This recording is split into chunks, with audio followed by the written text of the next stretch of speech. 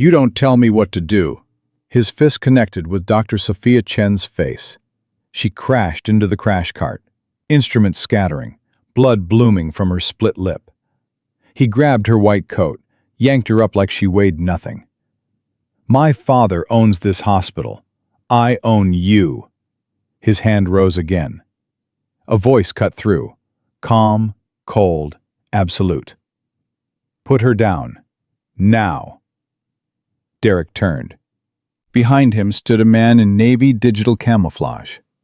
Short, dark brown hair, eyes that had seen war and weren't impressed by bullies. At his heel, a German shepherd with a tan and black coat watched without blinking. Derek had just made the worst mistake of his life. Before we continue, where are you watching from tonight? Drop your city in the comments so I can see how far this story travels. Please like and subscribe to follow this journey to the very end. Now, let's go back to the beginning. 19 hours. That's how long Dr. Sophia Chen had been on her feet. 19 hours of blood and chaos and decisions that meant the difference between someone going home to their family or going to the morgue. She was 25 years old, youngest attending physician in Mercy General's emergency department. Her long, light brown hair pulled back in a messy ponytail, strands escaping around a face that showed every minute of exhaustion. But her hands were steady. They had to be. Dr. Chen, Trauma Bay 2, incoming. Sophia grabbed her stethoscope and moved. She didn't run. Running in an ER caused panic. But she walked with the urgent speed of someone who understood that seconds cost lives. The paramedics burst through the doors, wheeling a teenage girl. 16, maybe 17. Multiple lacerations, pale as paper. Multi-vehicle on I-5, the lead paramedic called out. Back seat. Parents are both in surgery upstairs. BP dropping. She's lost a lot of blood. Sophia's hands were already moving, assessing, calculating, making decisions faster than words could follow. Get me 2 units of O negative.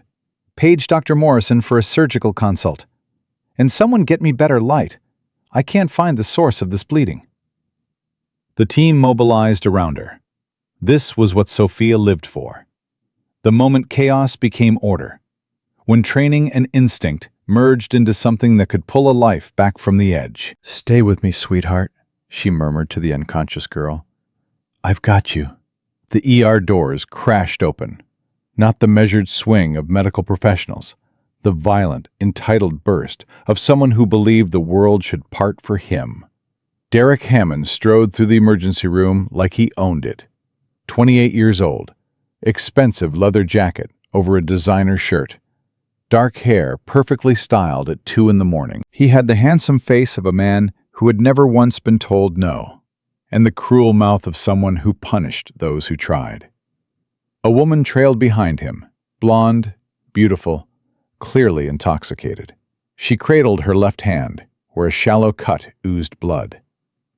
I need a doctor, Derek announced to the room. Not asked. Announced. Now. Nancy, the triage nurse, approached him with practiced calm. Sir, if you'll just check in at the desk, we'll... I'm not checking in anywhere. Derek's voice rose, filling the room the way a man's voice fills a room when he's never had to whisper in his life. Do you know who I am? My father is Robert Hammond. He runs this hospital. Now get me a real doctor. Nancy's face tightened, but she maintained composure. Years of dealing with entitled patients had taught her when to push and when to survive. Sir, we have critical patients right now. Does it look like I care? Derek stepped into her space, close enough to make her flinch, close enough for her to smell the whiskey on his breath. Get me a doctor. Sophia heard the commotion. She didn't look up. Couldn't look up. The teenage girl's blood pressure was dropping. There was internal bleeding somewhere. She needed to find it before there was nothing left to find. Dr. Chen! Nancy's voice carried across the bay. Sophia caught the tone. That careful neutrality that masked something worse than annoyance. that masked fear. "I'm busy, Nancy. This gentleman is insisting." "I don't care what he's insisting. I have a critical patient." Derek Hammond's head snapped toward her voice. He moved before anyone could stop him, brushing past nurses and technicians like they were furniture, like they existed only to be moved out of his way. He was at Sophia's elbow before she registered his presence. His cologne, expensive, overpowering, mixed with the copper smell of blood. "You're Dr. Chen?" "I'm busy. My girlfriend needs attention." Sophia didn't look up. Her hands kept working, applying pressure, searching for the bleed, calculating the seconds this girl had left. "Then take her to triage. Someone will see her." "I want you to see her." "I'm saving a life right now. Unless your girlfriend is dying, she can wait." Derek's hand shot out and grabbed Sophia's wrist. The entire room froze. Every nurse, every technician, every beeping machine seemed to hold its breath. "I said," Derek spoke slowly, as if addressing someone too stupid to understand basic commands, "I want you. Now." Sophia finally looked at him. Really looked. She saw the entitlement in his eyes, that deep, bone-level assumption that his money and his father's name made him more important than the teenager bleeding out 3 inches from his hand. She'd seen men like him before. In medical school, when wealthy donors' sons expected the rules to bend.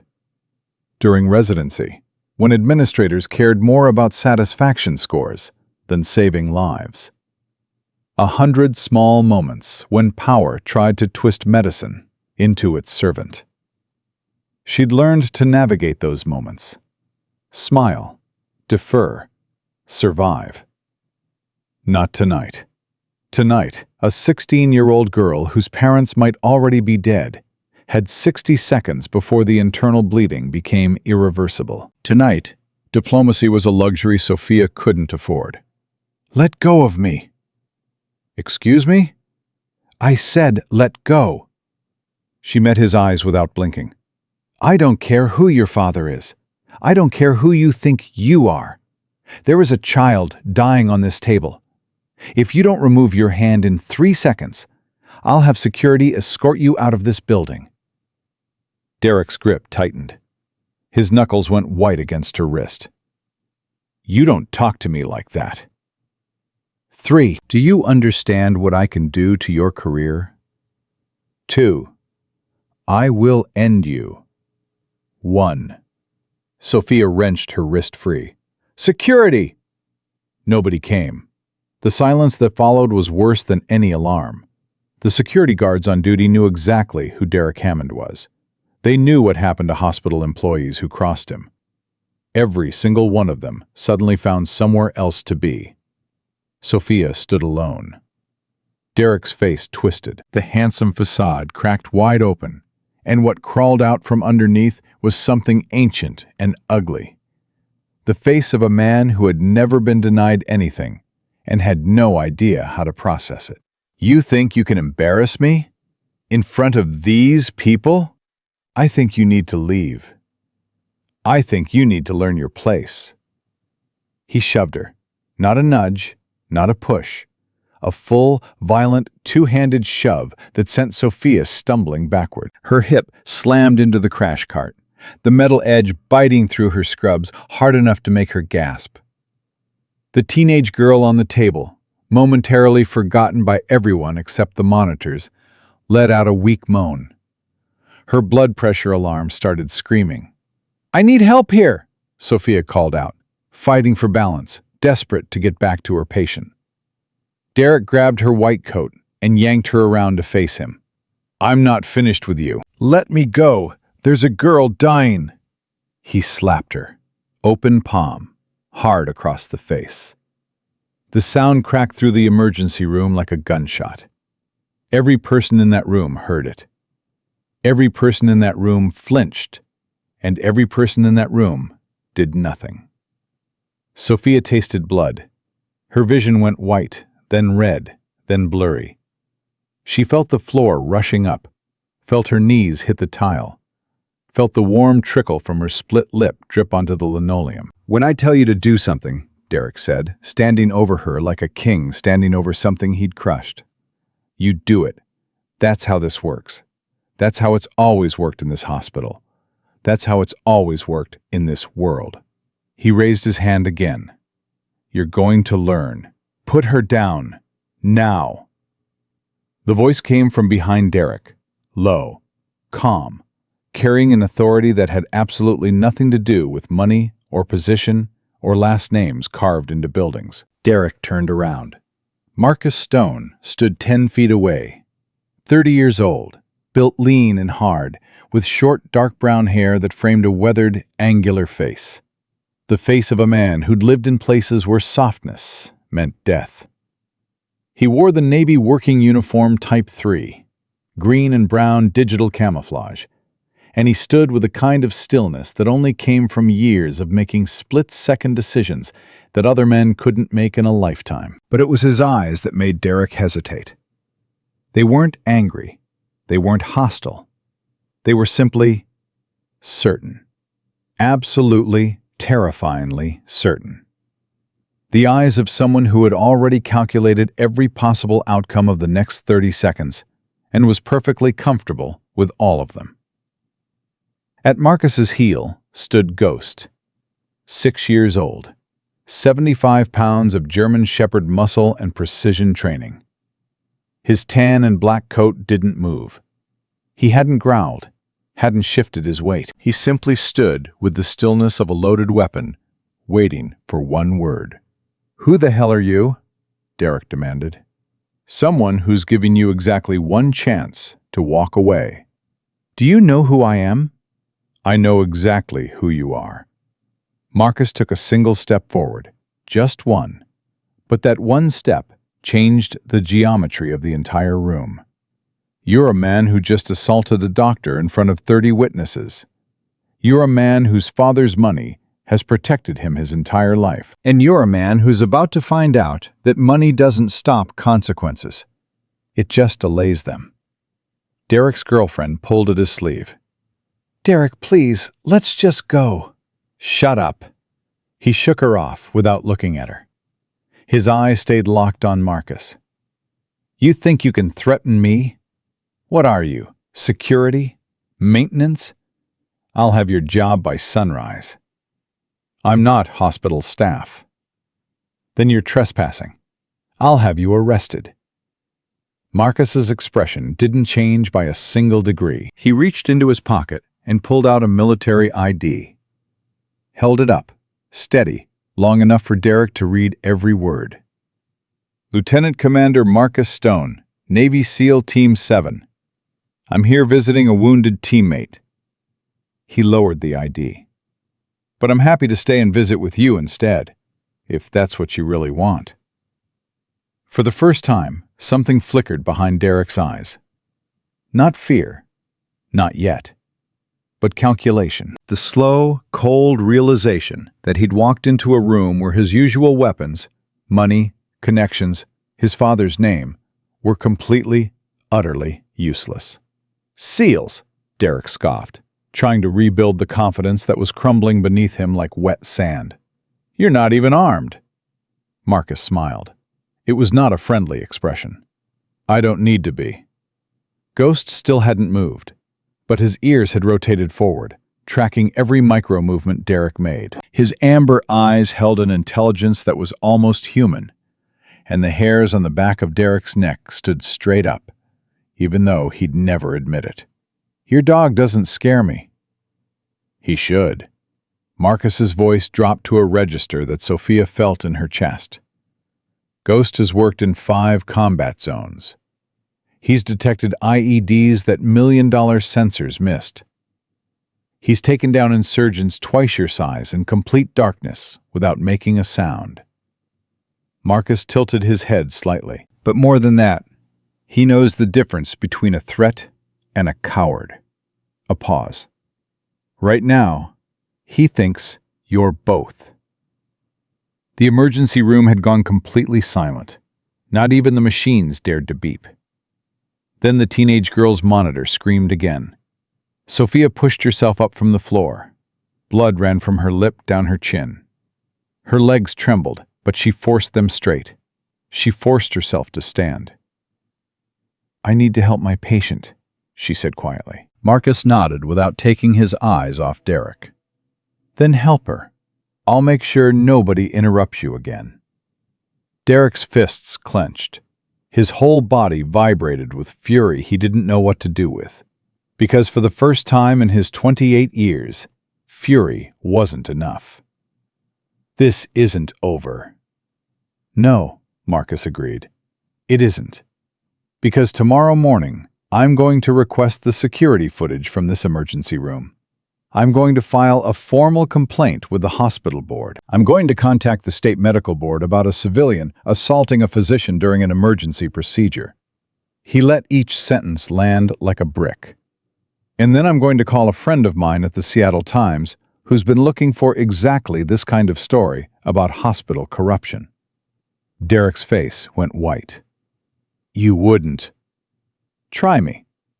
The silence stretched between them, tight as a wire, sharp enough to cut. Derek's girlfriend was crying now, mascara running down her face in black rivers. Around them, nurses and technicians exchanged glances, the careful, disbelieving looks of people who had watched Derek Hammond terrorize this hospital for years and never once imagined they'd see somebody actually stop him. "This is a mistake," Derek said. His voice had changed. The command was gone. What replaced it was something smaller.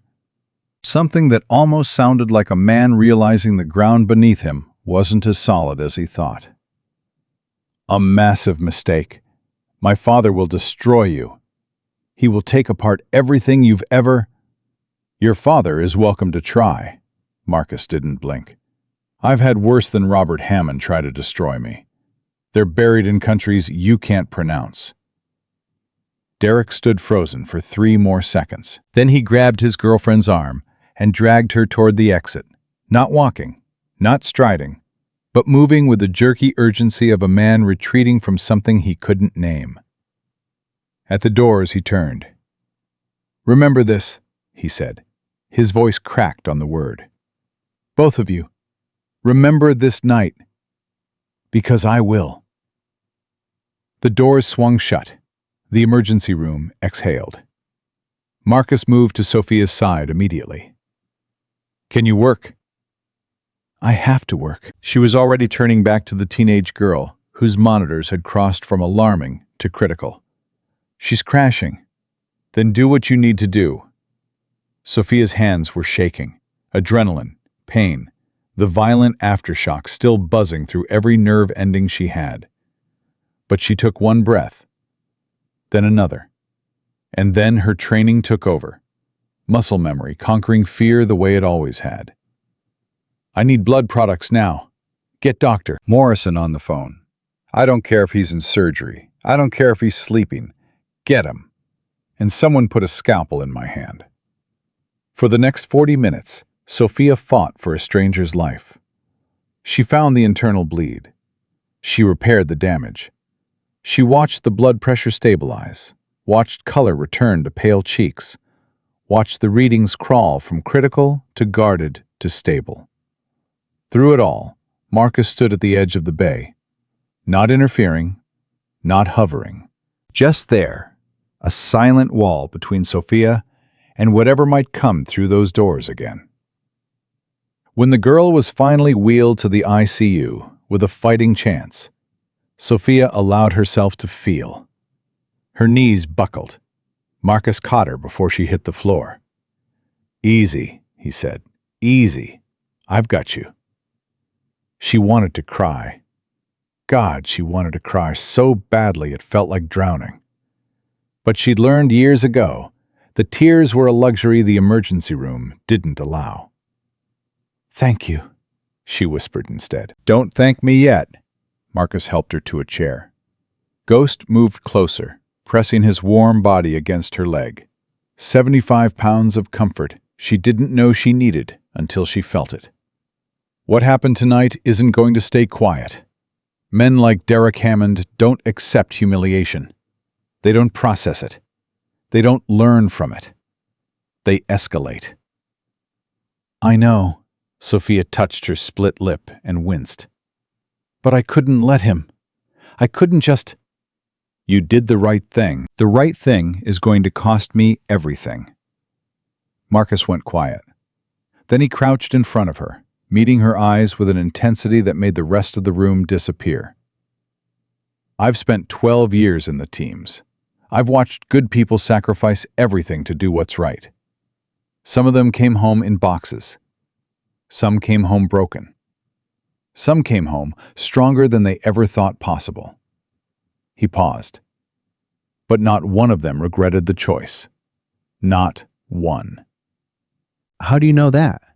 Because the alternative is worse. Living every day with the knowledge that you could have stood up, and you didn't. His voice softened. You stood up tonight, Dr. Chen, in front of everyone, for a patient who couldn't stand up for herself. That matters. That matters more than anything his father can take from you. Something shifted in Sophia's chest. Not hope. It was too early and too raw for hope. But something next to it. Something adjacent. The simple recognition that she wasn't alone. He's going to come after me, she said. Yes. His father runs this hospital. Yes. They'll probably fire me. Maybe worse. Probably. And you're still saying I did the right thing? Marcus smiled. A real smile this time. One that cracked open the hard lines of his face and showed something human underneath. I'm saying the right thing usually costs more than we expect. But it's still right. He stood. Now, let's get that lip looked at. I'm fine. That wasn't a suggestion. He turned to Nancy, who was standing nearby looking like a woman who'd just watched a miracle happen. Is there somewhere private Dr. Chen can be examined? Nancy nodded, still shell-shocked. Staff room, down the hall. Good, we'll be there. He helped Sophia up. Ghost fell into position at his heel, but the dog kept glancing back at Sophia, as if he'd already decided she was part of his pack. They were halfway down the corridor when Sophia's phone buzzed. She looked at the screen. Every drop of blood left her face. What is it? Marcus asked. A text, from a number I don't recognize. She held up the phone so he could read it. You made an enemy tonight. Daddy's going to make sure you never practice medicine again. But first, I'm going to make sure you understand what happens to people who embarrass me. Sleep well, Dr. Chen, while you still can. Marcus read it twice. His expression didn't change, but something in his posture shifted. Something ancient and predatory woke up behind those calm eyes. Forward that to me, he said quietly. What are you going to do? What I always do. He met her eyes. Prepare for war. Patricia, the nurse who'd been at Mercy General for 30 years, the one whose badge read like a timeline of an entire career, cleaned and bandaged Sophia's split lip with hands that were gentle but trembling. It's going to bruise, Patricia said. Probably for a week, maybe more. I've had worse. Sophia winced as antiseptic hit the wound. There was this time in med school, I walked straight into a, you don't have to pretend. Patricia's voice was soft, but carried the weight of 3 decades of watching things she shouldn't have had to watch. We all saw what happened. Then you saw that I provoked him. I saw a doctor refuse to abandon a dying patient. Patricia's hands paused. Her voice hardened into something Sophia hadn't heard before. That's not provocation. That's the oath we all took. It won't matter. When Director Hammond hears about this, he already knows. Patricia's hands went completely still. I heard from a friend in administration. Derek called his father an hour ago. There's an emergency meeting. Tomorrow morning, 8 a.m. Sophia closed her eyes. So it begins. I'm sorry, honey. I've been at this hospital for 30 years. 30 years I've watched the Hammonds destroy good people for less than what you did tonight. Patricia finished applying the bandage with the tenderness of a mother.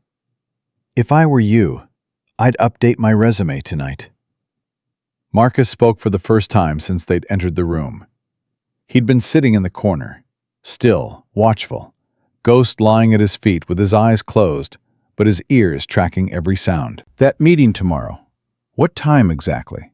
Patricia looked at him with the wariness of a woman who'd learned to distrust anything that looked like hope. 8 a.m., Director Hammond's office. Why? Because I'd like to be there. You can't just... I can, and I will.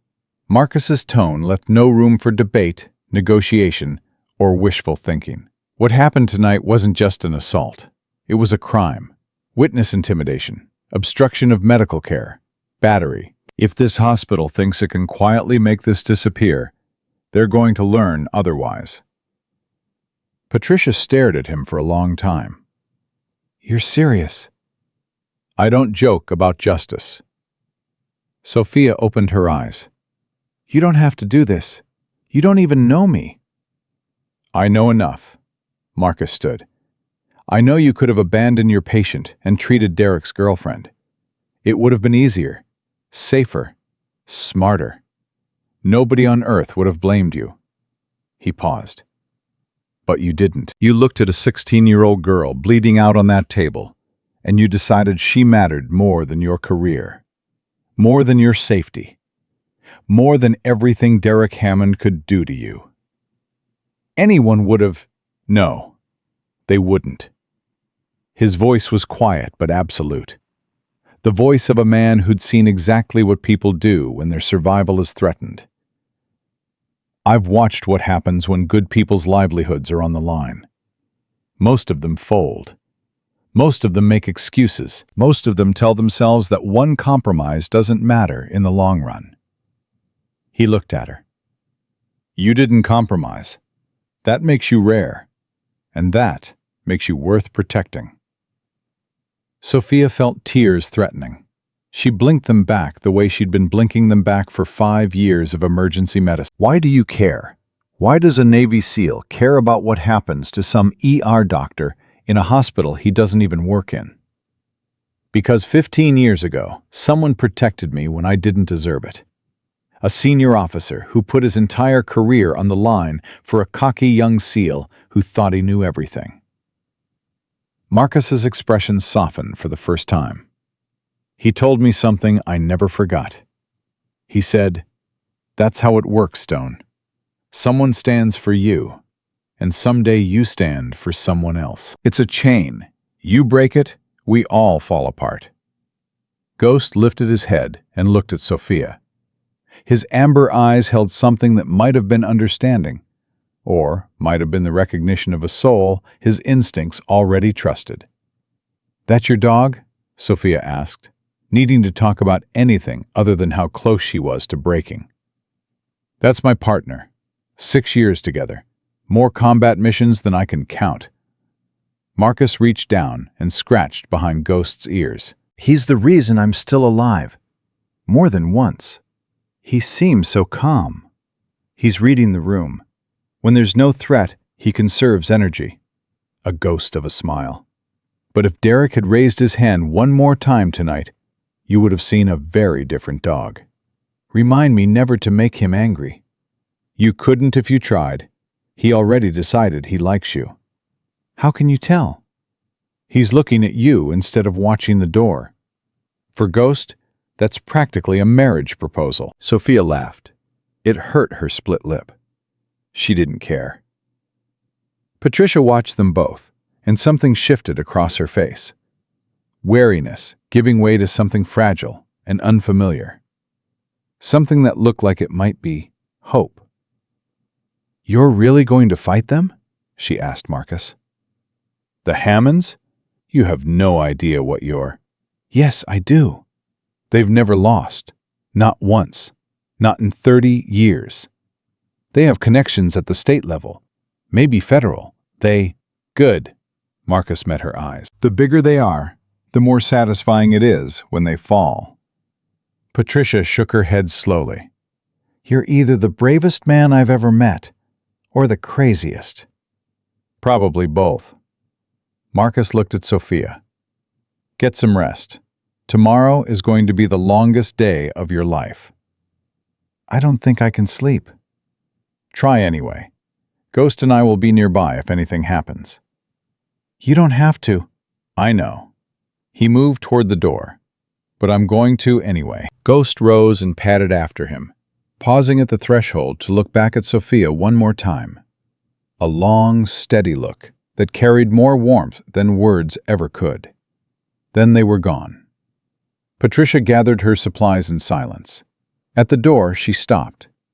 That's one hell of a guardian angel you found. I didn't find him. He just appeared. That's how angels work, honey. Patricia's voice dropped to something raw, something honest, something that came from 30 years of watching good people get destroyed and finally seeing someone who might stop it. They show up exactly when you need them, exactly where they need to be. She paused. Whatever happens tomorrow, whatever they take from you, remember this. You did the right thing. They can't take that. They can never take that. Then she was gone. Sophia sat alone. Her lip throbbed. Her hip ached where she'd hit the crash cart. Her hands trembled with the delayed shock finally catching up. She thought about the teenage girl, stable now in the ICU, maybe dreaming of parents who were still in surgery, still fighting their own battles. She thought about Derek Hammond's face when he raised his hand, the absolute certainty that he could do whatever he wanted. The shock when someone finally said no. She thought about Marcus Stone stepping out of nowhere, his calm voice cutting through chaos like a blade through smoke. And she thought about tomorrow. The meeting, the accusations, the machinery of power grinding into motion against a 25-year-old doctor whose only crime was refusing to let a child die. But underneath the fear, buried deep, barely breathing but alive, she felt something she hadn't felt in a very long time. Purpose. She had stood up. She had refused. She had said no to a man nobody said no to. And now, for the first time in her career, she wasn't standing alone. Tomorrow would bring war. She was certain of that. But tonight, just for this one moment, she let herself believe that maybe the right side could win. Her phone buzzed. Another text. She flinched before she looked. Different number this time. This is Marcus. Got your number from the nurse's station. Get some sleep. I've got watch. Sophia smiled. It hurt.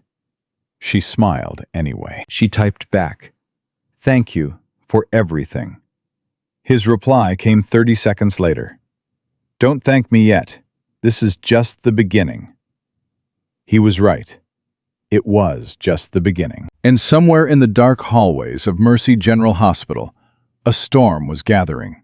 The kind that would either destroy everything Sophia Chen had built or prove once and for all that courage was stronger than corruption, that one voice was louder than an empire, and that the most dangerous thing in the world wasn't a man with money and power.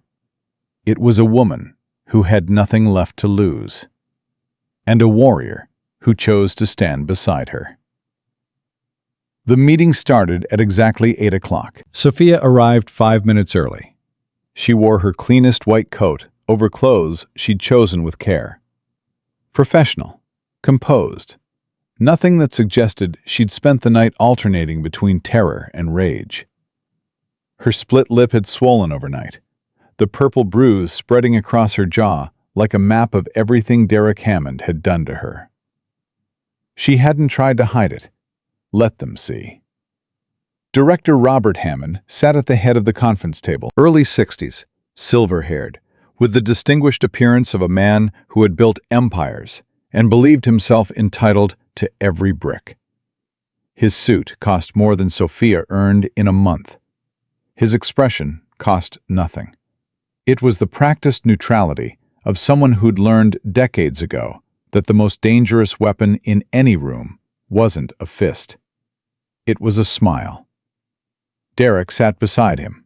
Fresh shirt, wounded expression. The performance of a victim so convincing it would have fooled anyone who hadn't watched him slam a woman into a crash cart 12 hours ago. Victoria Cross, head of HR, thin, precise, the kind of woman who'd built a career on knowing exactly when to look the other way, sat to Hammond's left. The hospital's legal counsel occupied the chair to his right, and at the far end of the table, uninvited but absolutely unmoved, sat Marcus Stone. Hammond noticed him immediately. "I'm sorry, this is a private administrative meeting.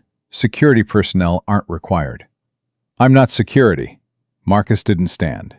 His Navy uniform was crisp, his posture relaxed in a way that communicated something very specific, that he was exactly where he intended to be, and no amount of institutional authority was going to change that. "I'm a witness. I was present during last night's incident, and I have information relevant to this discussion. This is a personnel matter involving hospital staff. This is a criminal matter involving your son assaulting a physician." Marcus's voice carried the flat certainty of a man reporting weather conditions. "I'm happy to discuss it here, or with the Seattle Police Department. Your choice, Director." The room went silent. Victoria Cross shifted uncomfortably. The legal counsel leaned over and whispered something in Hammond's ear. Something urgent. Something that made the old man's jaw tighten by a fraction of an inch. Hammond studied Marcus for 3 full seconds. Then he gestured to the empty chair. "Very well. Please, join us." "Already have." Hammond turned to Sophia. His expression softened into something resembling concern, the performance of a leader troubled by conflict among his people. It was masterful. It was convincing, and it made Sophia's stomach turn.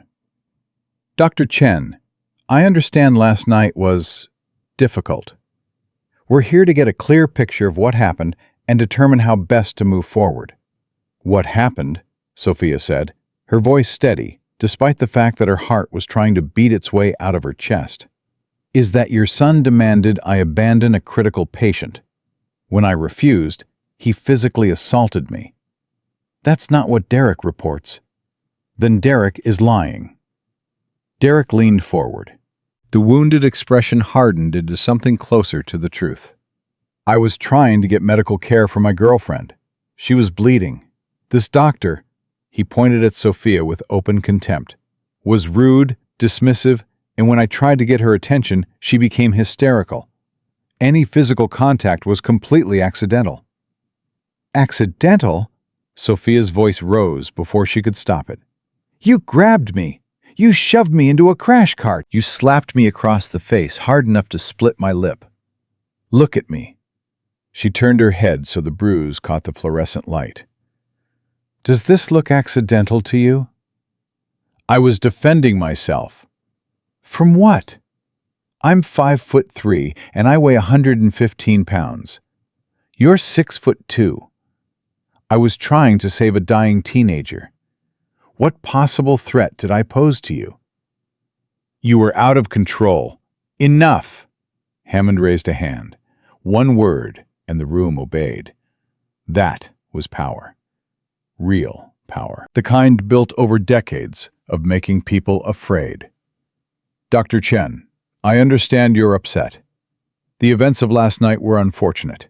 However, we have a responsibility to consider all perspectives." Marcus spoke.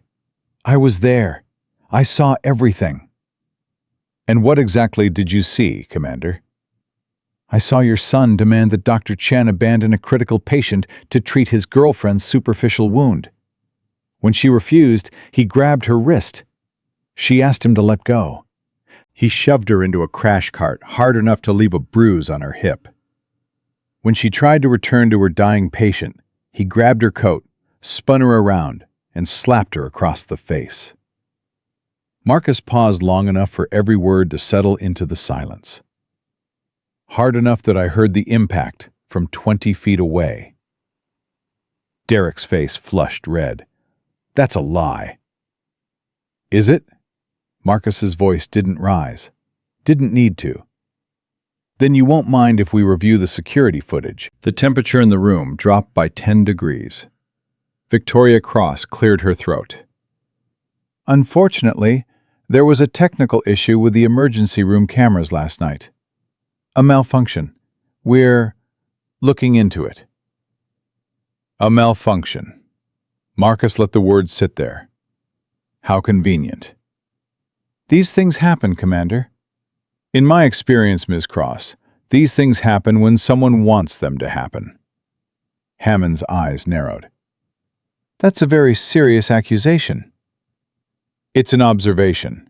Just like I observed your son threaten both Dr. Chen and me as he left the emergency room. His exact words were, and I'm quoting directly, "Remember this night, because I will." Marcus tilted his head. Would you characterize that as an accidental statement as well? Derek slammed his palm on the table, hard enough to make Victoria Cross jump. I want this man removed. He has no right. I have every right. Marcus didn't flinch. Didn't even blink. I'm a witness to a crime. I'm also a commissioned naval officer with specific reporting obligations. If I observe a crime being covered up, particularly in a facility that receives federal funding, I'm required to notify relevant authorities. Federal? The legal counsel spoke for the first time. His voice carried the nervousness of a man watching a carefully constructed house of cards start to tremble. This is a personnel dispute. Assault on a healthcare worker during emergency treatment is a federal offense under the Emergency Medical Treatment and Labor Act. Tampering with evidence, such as security footage, constitutes obstruction of justice under 18 U.S.C. Section 1519. Marcus looked directly at Hammond. Would you like me to continue? I can cite the relevant statutes from memory. I had some time last night. Silence. The kind that has weight. The kind that presses down on everyone in the room until breathing feels like effort. Hammond studied Marcus the way a chess player studies a board when he realizes, for the first time, that he might not be the best player in the room. Then he turned to Victoria Cross. Clear the room. I'd like to speak with Dr. Chen privately. Director, I don't think that's... Clear the room. Victoria and the legal counsel exchanged a glance that said everything about what they thought and nothing about what they'd do. They stood. Derek started to protest, but his father silenced him with a single look. The kind of look that said, I will handle this, and you will shut your mouth. Wait outside. All of you. Marcus didn't move. That includes you, Commander. Dr. Chen. Marcus turned to Sophia. Do you want me to leave? Sophia looked at Hammond, at Derek, at the door that represented her only escape from a room full of predators wearing expensive suits. Stay. Hammond's jaw tightened. This is highly irregular. So is your son beating a doctor in front of 30 witnesses. The room emptied. The door closed with a soft click that sounded like a cell locking. Hammond leaned back. The benevolent mask fell away like something he was tired of wearing. What was underneath was colder, older, harder. The face of a man who had clawed his way to the top of an institution and would burn it to the ground before he let anyone pull him down. Let me be direct, Dr. Chen. My son made mistakes last night. He was intoxicated, emotional about his girlfriend's injury. That doesn't excuse his behavior, but it explains it. It doesn't explain anything. It describes a pattern. Excuse me? This isn't the first time, is it? Sophia's voice strengthened, fed by something deeper than anger, something that had been building for 5 years of watching power protect itself. I've heard the stories. The nurse he cornered in a stairwell 3 years ago.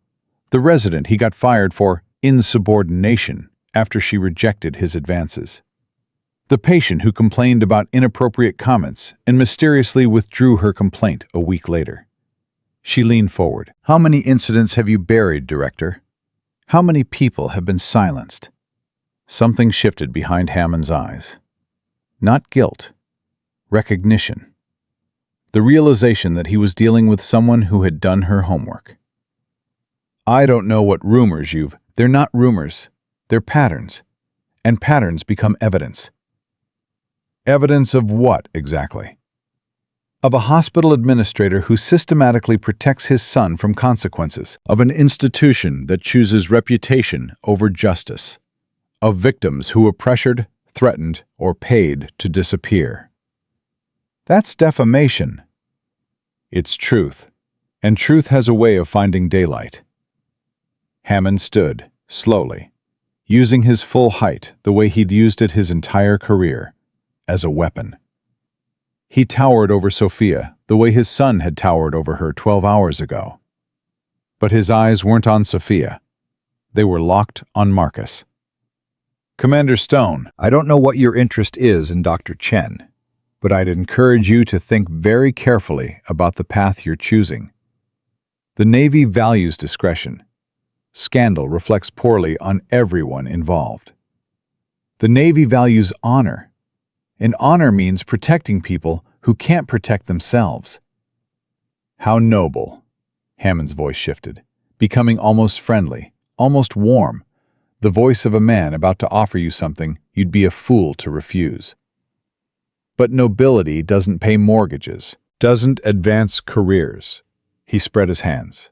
I have friends at the Pentagon, people who owe favors. If you persist in this crusade, I can make your military service very uncomfortable. I've been uncomfortable before, in places you can't imagine. I can also make things very comfortable, for both of you. Hammond turned to Sophia. Dr. Chen, what if this simply went away? No complaint on your record, a letter of commendation for your handling of a difficult patient situation, a promotion to senior attending when the next position opens. Sophia felt the temptation curl around her like smoke. A promotion, safety, recognition, everything she'd worked for since she was 18 years old. And in exchange? In exchange, you acknowledged that last night was a misunderstanding, an unfortunate clash of personalities during a stressful shift. No formal complaints, no police, no public discussion. You want me to lie? I want you to be practical. His voice went soft, almost paternal, almost kind. You're young, talented. You have a brilliant career ahead of you. Don't throw it away over a single moment of conflict. Sophia looked at the polished table, at the reflection of her bruised face staring back at her, at the comfortable chairs and expensive paintings designed to project success and authority, and the message that this was a room where important people made important decisions that smaller people accepted without question. She thought about the teenage girl in the ICU, about the nurses who had looked away last night because the Hammond name was more dangerous than a fist, about everyone who had been silenced before her. She looked at Marcus. His expression was neutral, waiting. He would support whatever she decided. She knew that the way she knew her own pulse. But the decision was hers. No. Hammond blinked. I'm sorry? No. Sophia stood. Her legs shook. Her voice didn't. I won't lie. I won't pretend your son didn't assault me. And I won't be part of a system that protects predators and punishes the people they prey on. Dr. Chen, be reasonable. I am being reasonable. Maybe for the first time in this hospital's history, someone is being reasonable. She met his eyes, the eyes of a man who had destroyed careers the way other people crushed insects. You've built a kingdom here, Director, but kingdoms built on silence crumble, and I'd rather lose everything than help you build yours 1 inch higher on the backs of people too afraid to speak. Hammond's face transformed. The administrator vanished. What replaced him was something ancient, something cold. A man who had spent 40 years accumulating power and would use every ounce of it to destroy a 25-year-old woman who dared to say no. "You'll regret this." "Probably, but I'll be able to look at myself in the mirror."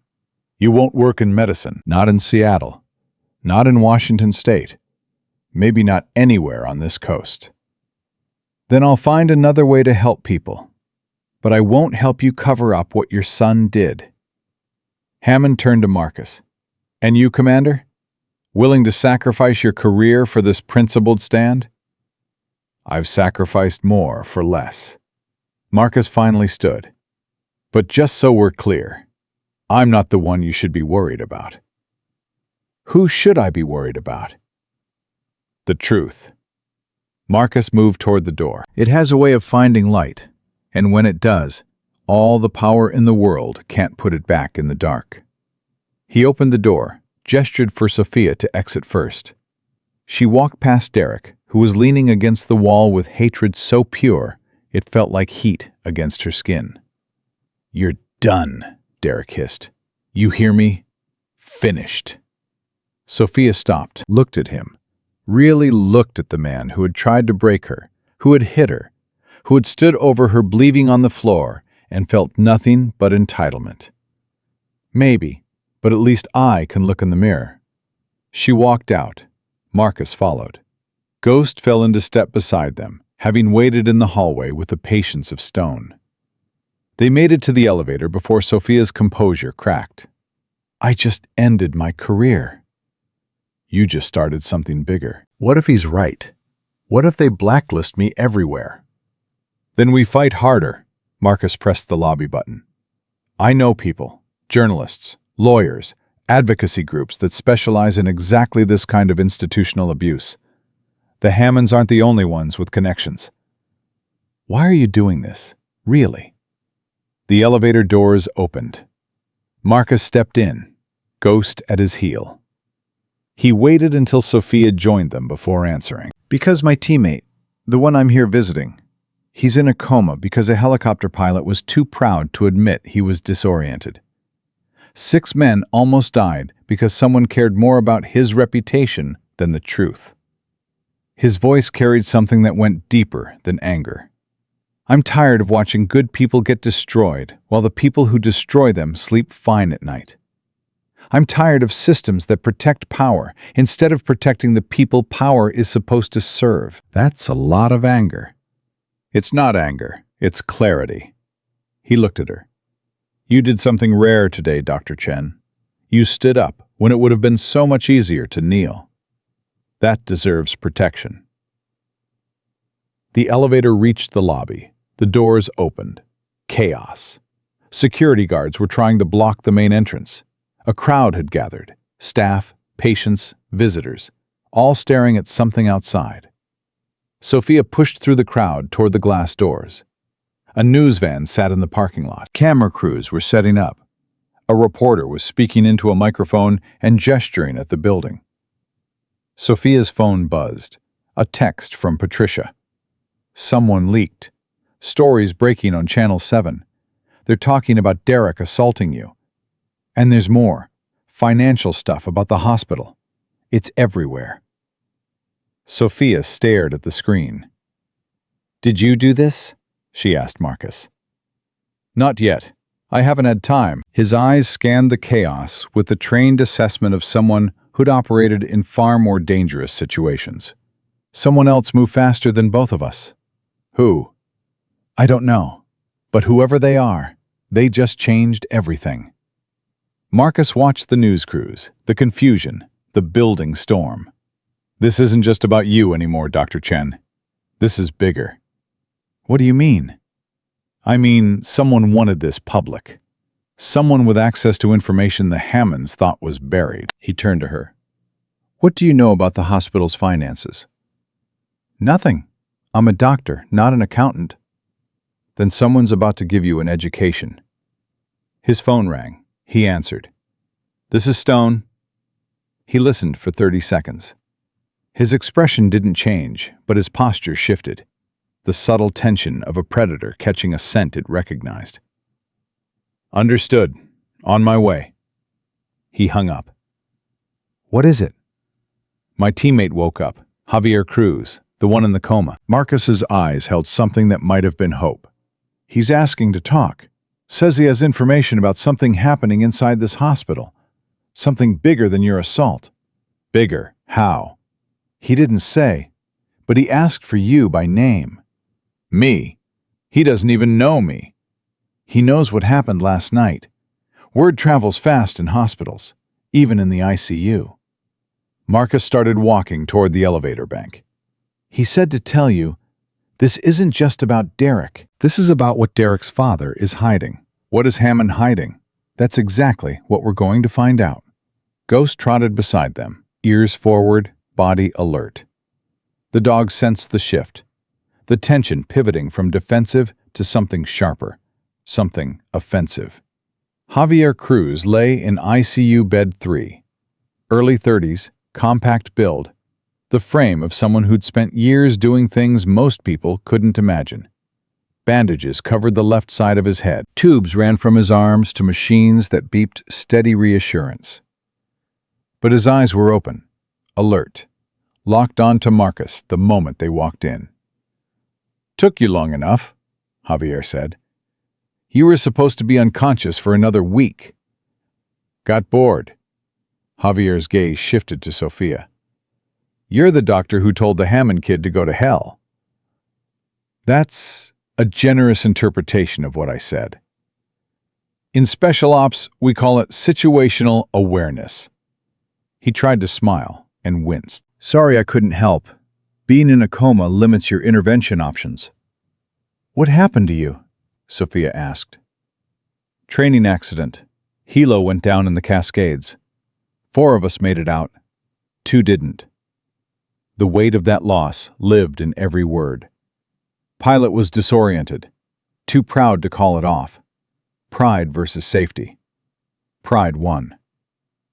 "I'm sorry." "So am I, every single day." Javier looked at Marcus. "But that's not why I wanted you both here.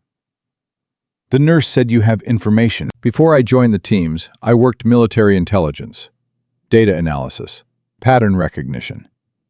Javier's voice dropped, though no one else was nearby.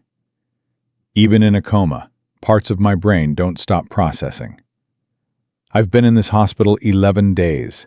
3 conscious before the surgery put me under. Staff talk when they think patients can't hear, and I heard things that turned my blood cold." Sophia leaned closer. "What did you hear?" "Financial irregularities. Equipment orders that don't match inventory. Patients charged for procedures that never happened. Medications billed to insurance that never left the pharmacy." "Medicare fraud," Marcus said. "Millions, year after year. Funneled through shell companies, fake vendors, inflated contracts." Javier's eyes were razor-sharp despite his injuries. "But that's not the worst of it." "What's worse than stealing from Medicare?" Javier looked at Sophia. Looked at her the way you look at someone before you change their life forever. "Letting patients die to hide it." The words hung in the air like smoke from a fire nobody could see yet. "There's a nurse," Javier continued. "Patricia. Been here 30 years. She's noticed the discrepancies. She's documented them. Talk to her. Ask about the billing codes. Ask about the supplies that vanish. Ask about the patients who get charged for surgeries that never happened." His grip tightened on Marcus's arm. "The Hammonds aren't just corrupt. They're criminal. And they've been getting away with it because every path to justice runs straight through someone Hammond owns." Marcus exchanged a look with Sophia. In that look was an entire conversation. The shared understanding that they had just stepped off a ledge, and there was no climbing back up. "Why tell us?" Marcus asked. "Why not official channels?" "Because the official channels are compromised. State Health Board, County Commissioner, the hospital's own compliance department. Hammond has people everywhere." Javier closed his eyes briefly. "You two aren't in his system. You can't be bought. And after last night, you've got every reason to dig." Sophia felt the flash drive's worth of implications settling into her bones. This wasn't about a slap in the face anymore. This wasn't about a bully in a leather jacket who thought the world owed him a doctor on demand. This was about people dying. "If we pursue this," she said, "they'll come after us with everything they have." "They're already coming after you." Javier's voice was gentle, but carried no illusions. "The only question is whether you go down quiet or you take them with you." They left the ICU with more questions than answers and a weight on their shoulders that hadn't been there an hour ago. In the elevator, Sophia turned to Marcus. "This morning, I was worried about losing my job. Now we're talking about murder and federal fraud and a conspiracy that's been running for over a decade. Welcome to my world." Marcus's expression was grim but certain. "Every mission I've ever run started with something small. A piece of intel, an inconsistency. You pull one thread, and suddenly you're staring at something that could swallow you whole. I'm a doctor, Marcus, not a soldier. You're someone who refuses to look away. Right now, that matters more than any uniform." The elevator doors opened to the lobby. More chaos than before. More news crews. More confusion. Security was failing to maintain any kind of order. And standing in the center of it, looking directly at them, was Derek Hammond. His face was twisted into something barely human. He started toward them, shoving people aside. "You did this!" he screamed. "You leaked to the press!" Marcus stepped in front of Sophia. "Back off.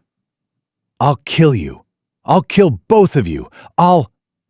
Derek!" A sharp voice cut through the noise like a scalpel. Director Hammond appeared, flanked by two men in suits that probably cost as much as the average nurse's car. Lawyers, already on their phones, already spinning. "Not here," Hammond commanded his son. "Not now." "But father," "I said not now." Hammond's eyes fixed on Marcus. "This conversation isn't finished, Commander." "I know." Marcus didn't move. "That's what I'm counting on." Hammond grabbed Derek by the arm and pulled him toward the administrative wing with the urgent grip of a man who understood that every second his son spent in front of cameras was another nail in a coffin. Sophia realized her hands were shaking. "He just threatened to kill us, in front of all these people." He's scared. Scared people say things they can't take back. Marcus watched the Hammonds disappear around a corner. But scared people also make the kind of mistakes that end empires. What do we do now? Now, we find Patricia. We get whatever evidence she has. We build a case so airtight that no amount of money, no number of lawyers, and no connection in any government office can make it disappear. He looked at her, really looked, the way he'd looked at her the night before when she was bleeding on the floor, and he was the only person in the room who cared. And we stay alive long enough to see it through. Ghost pressed against Sophia's leg. She reached down and touched the dog's head. The warm fur, the steady heartbeat, the calm presence of a creature who had survived things that would break most humans. "I never asked for any of this," she said. "Nobody ever does." Marcus started walking toward the staff entrance, away from the cameras and the chaos and the storm that was just beginning to gather force. "But you're in it now. The only way out is through." Sophia took a breath, held it, let it go. Then she followed him, because he was right. There was no going back. The moment she'd refused to abandon a dying girl, the moment she'd said no to a man nobody said no to, the moment she'd stood up with blood on her face and purpose in her chest, she had crossed a line that couldn't be uncrossed. And on the other side of that line, the truth was waiting. A truth that 7 people had died for. A truth that one family had spent decades and millions of dollars trying to bury. A truth that was about to tear Mercy General Hospital apart from the inside out. And the only thing standing between that truth and the people trying to destroy it was a 25-year-old doctor with a split lip, a Navy SEAL who'd made a promise, and a German shepherd who had already decided which side he was on. Patricia was waiting for them in the hospital chapel. She'd chosen the location deliberately, the one place in Mercy General where security cameras had been removed after a patient privacy lawsuit 3 years earlier. She sat in the back row, rosary beads clutched in her hands, eyes swollen and red. 30 years of silence sat on her shoulders like concrete, and Sophia could see the exact moment it started to crack. "I knew this day would come," Patricia said, as Sophia and Marcus slid into the pew beside her. 15 years I've been waiting. 15 years for someone brave enough to ask the right questions. Javier Cruz mentioned you'd seen things, Marcus said quietly. Financial irregularities. Patricia laughed. It wasn't a happy sound. It was the laugh of a woman who'd swallowed poison for a decade and a half and was finally being told she could spit it out. Seen things? I've watched things. Documented things. Hidden evidence in places even God forgot about.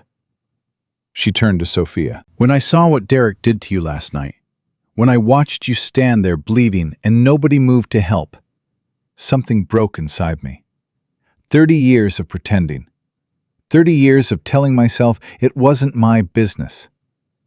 I couldn't do it one more day." "You leaked the story to the press," Marcus said. It wasn't a question. "I had a friend at Channel 7. Been sitting on that phone number for 10 years, waiting for the right moment." Patricia's hands trembled around her rosary. "But honey, the assault was just the tip. What Robert Hammond is hiding goes so deep, I don't even know where the bottom is." Sophia leaned closer. "Tell us everything." Patricia took a breath that shook on the way in and shook harder on the way out. "It started about 12 years ago. Small things. Equipment orders that didn't match what actually showed up. Patients getting billed for tests nobody ever ran. Medications that appeared on invoices but never left the pharmacy shelves." "Medicare fraud," Marcus said. "Millions of dollars, year after year after year.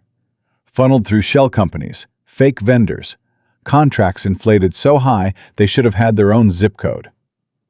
Patricia's voice dropped to something barely above a whisper. "But that's not the worst of it." "What's worse than stealing millions from Medicare?" Patricia looked at Sophia, looked at her the way someone looks at you right before they hand you a grenade with the pin already pulled. "Letting patients die to keep the secret." Sophia's stomach dropped. The words hit her somewhere below language, somewhere in the place where her oath lived. First, do no harm. 3 years ago, Patricia continued, there was a patient, Eleanor Vance, 72 years old. Came in for a routine hip replacement. Should have gone home in 4 days. Should have been dancing with her grandchildren by Christmas. What happened? Something went wrong during surgery. She needed a blood transfusion. Specific type. I checked the records myself. We had it in inventory. At least, on paper we had it. On paper? The blood was never delivered. Someone intercepted the order. Eleanor Vance bled out on the operating table, while her family sat in the waiting room picking out flowers for her recovery room. Sophia's hands went cold. Why would someone intercept a blood transfusion? Because the blood wasn't actually there. It was in the system, charged to insurance, billed to Medicare. But the physical product had been diverted to a private clinic Hammond owns across town.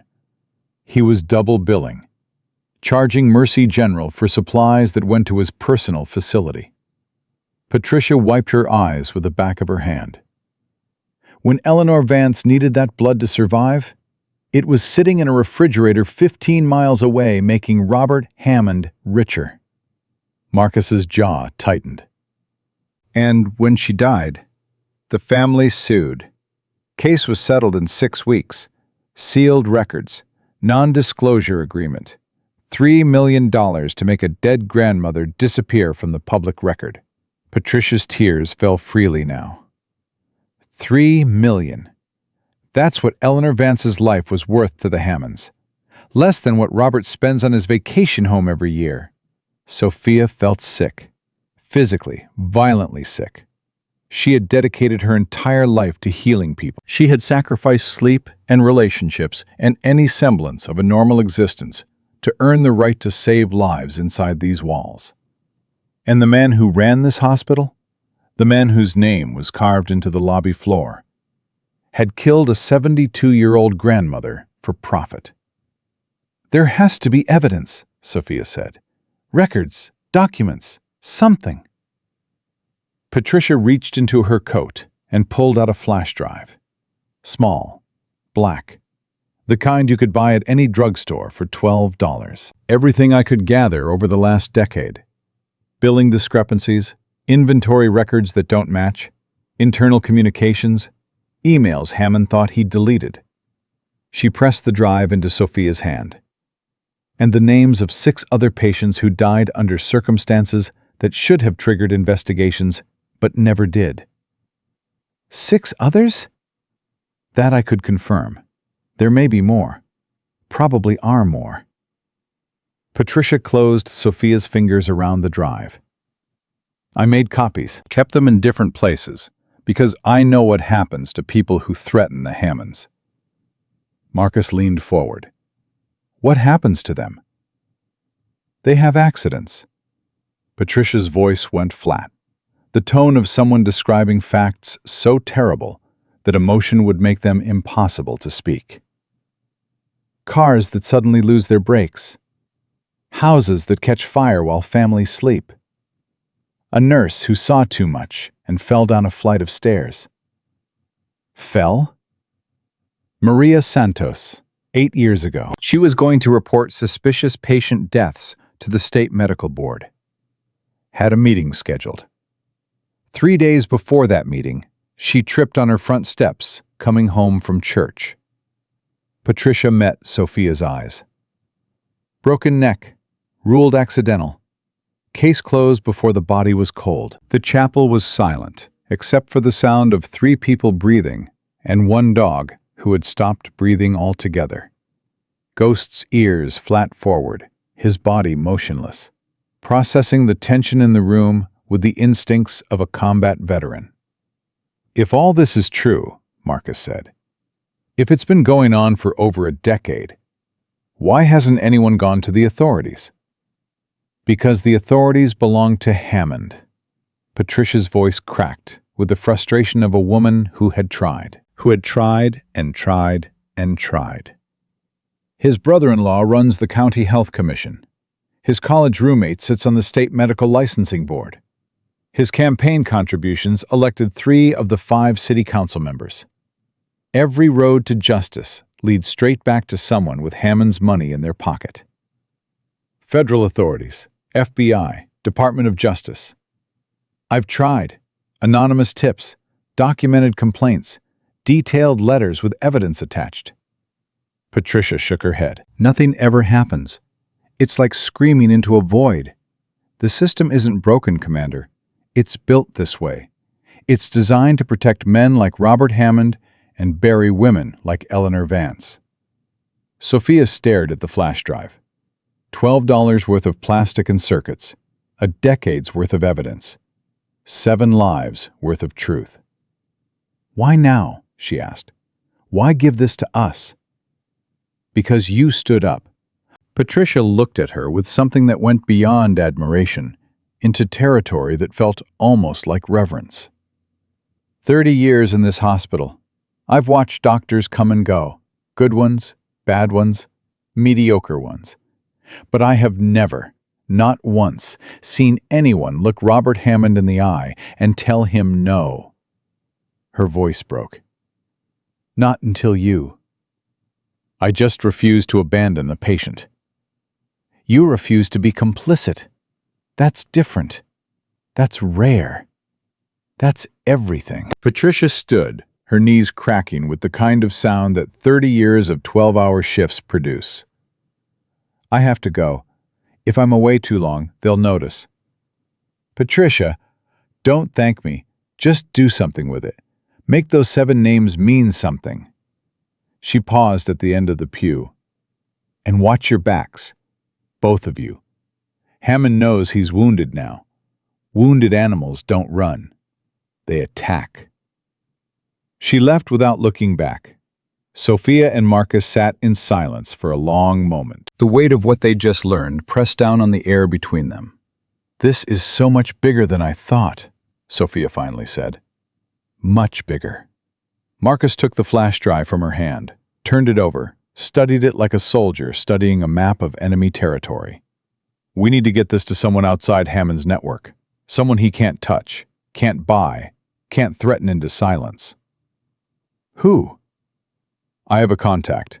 Investigative reporter at the Seattle Times. She's been tracking healthcare fraud for years. If anyone can verify this evidence and get it published where it can't be buried, she can. Can we trust her? She exposed a pharmaceutical company that was bribing doctors to overprescribe opioids. Took her 2 years and 3 death threats. She didn't back down from any of them. Marcus stood. Yeah, we can trust her. Sophia's phone buzzed.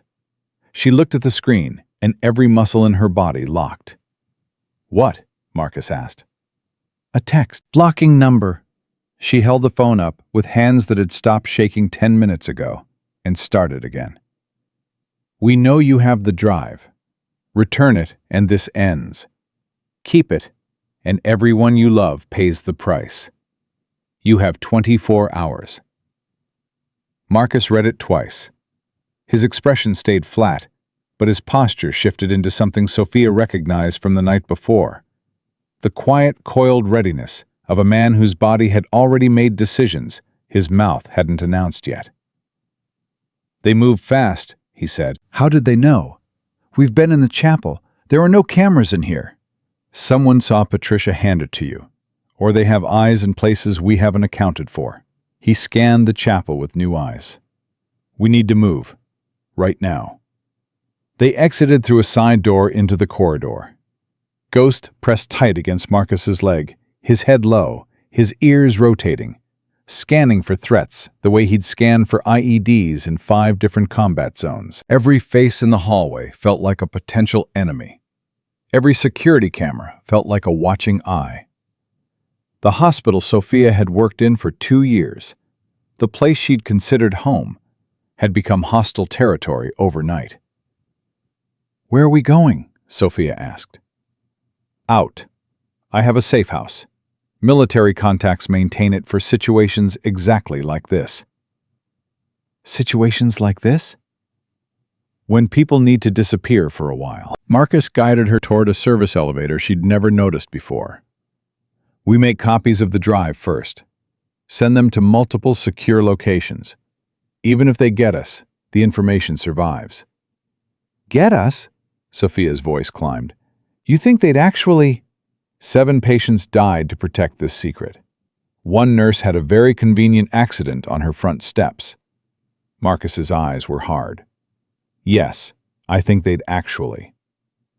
The service elevator opened. Empty. Marcus checked both directions before stepping inside. Once we're out of the building, we head for my car. It's 3 blocks east. From there, Commander Stone. The voice came from behind them. Derek Hammond stood at the end of the corridor. But he wasn't alone. 2 large men flanked him. Private security, obvious from their posture and the bulges under their jackets that weren't cell phones. I'm going to need that flash drive, Derek said. Ghost's hackles rose. A low growl rolled from his throat like distant thunder. Call off your dog, one of the security men said. His hand drifted toward his jacket. Touch that weapon, and he takes your arm off at the elbow. Marcus's voice was calm. Conversational, almost pleasant. Ghost has very specific training about hands reaching for guns. I'd keep yours where he can see them. The man froze. Derek smiled, the smile of someone who still believed he held all the cards because he'd never played a game he couldn't buy his way out of. You don't understand the situation, Commander. My father owns this city. The police, The courts, the media. You have nothing. I have evidence. Evidence disappears. People disappear. Derek took a step closer. But I'm being generous. Walk away. Forget everything you've seen. Take your dog and your hero complex and find another cause. And Dr. Chen? Dr. Chen will face the consequences of her choices: obstruction, slander, theft of confidential materials. Derek shrugged with the casual indifference of a man discussing the weather. My father's lawyers are very creative. Sophia spoke before the fear could stop her. Your father murdered patients. 7 people are dead because of his greed. How do you sleep knowing that? Derek's smile flickered. For just a fraction of a second, so brief that someone without Sophia's training in reading faces might have missed it, something human moved behind his eyes. Something that might have been doubt, or guilt, or the faintest echo of a conscience that had been beaten into silence years ago. Then it was gone. My father is a visionary. Every great institution requires sacrifice. Sacrifice? You're talking about human lives, real people. Eleanor Vance was somebody's mother, somebody's grandmother. Eleanor Vance was 72 years old. Her statistical outcome probability was already— Stop. Marcus's voice cut through like a blade through paper. Stop talking. Stop justifying. Stop pretending you're anything other than what you are. And what am I, Commander? A coward. Hiding behind Daddy's money and Daddy's connections because you've never had to face a single real consequence in your entire life. Marcus stepped forward. Ghost matched the movement exactly. But here's what you don't understand, Derek. I've faced consequences. Real ones. I've watched friends die in my arms in places that don't exist on any map. I've made decisions that follow me into every dream I'll ever have. And I've learned something about men like you. Men who've never risked anything, never sacrificed anything, never stood for anything. You crumble. When real pressure comes, you crumble like wet paper. Derek's face went dark red. You think you can threaten me? I'm not threatening. I'm observing. Marcus smiled, and it was the coldest expression Sophia had ever seen on a human face. Your hand is shaking. Your voice is 2 octaves higher than it was 30 seconds ago. Your pupils are dilated. You're terrified, Derek. And you should be. Because everything your family built, every dollar, every connection, every sealed record and buried body, is about to come crashing down so hard the ground shakes. My father will— Your father can try. Marcus glanced at the 2 security men. And these 2? They're private contractors. I can tell by their stance, their weight distribution, the way their eyes keep checking the exits instead of committing to a position. Which means they're being paid by the hour, not by the principle. They're not willing to die for your family's secrets. He looked directly at the larger one. Are you? Neither man answered. But the larger one took a half step backward. The smaller one's hand moved away from his jacket. Derek's confidence shattered like glass hitting concrete. You can't just— I can, and I am. Marcus took Sophia's arm. We're leaving. Anyone who tries to stop us is going to have a very bad rest of their life. He walked forward. The security men parted. Derek stood alone, fists balled, face purple, shaking with a rage that had nowhere to go because the person it was aimed at wasn't afraid of it. This isn't over, he screamed after them. You hear me? This isn't over! Marcus didn't look back. They reached the service elevator. The doors closed. The car started to descend. Sophia was shaking so violently she could feel her teeth clicking together. That was necessary. Marcus's voice went gentle. The same voice he'd used the night before when he'd caught her before she hit the floor. Men like Derek only speak one language: power. You have to be fluent in it, or they'll never hear a word you say. What if he calls the police? He won't. Not yet. Police mean questions. Questions mean exposure. Right now, the last thing the Hammonds want is anyone with a badge looking at anything inside this building. The elevator reached the basement. They moved through maintenance corridors, through emergency exits, through passageways Sophia hadn't known existed in 2 years of working here. They emerged 3 blocks from the hospital. Marcus's car was a nondescript sedan. Nothing memorable, nothing that would make anyone look twice. He opened the back door for Ghost, then guided Sophia into the passenger seat. "The safe house?" she asked. 20 minutes outside the city. A friend's cabin.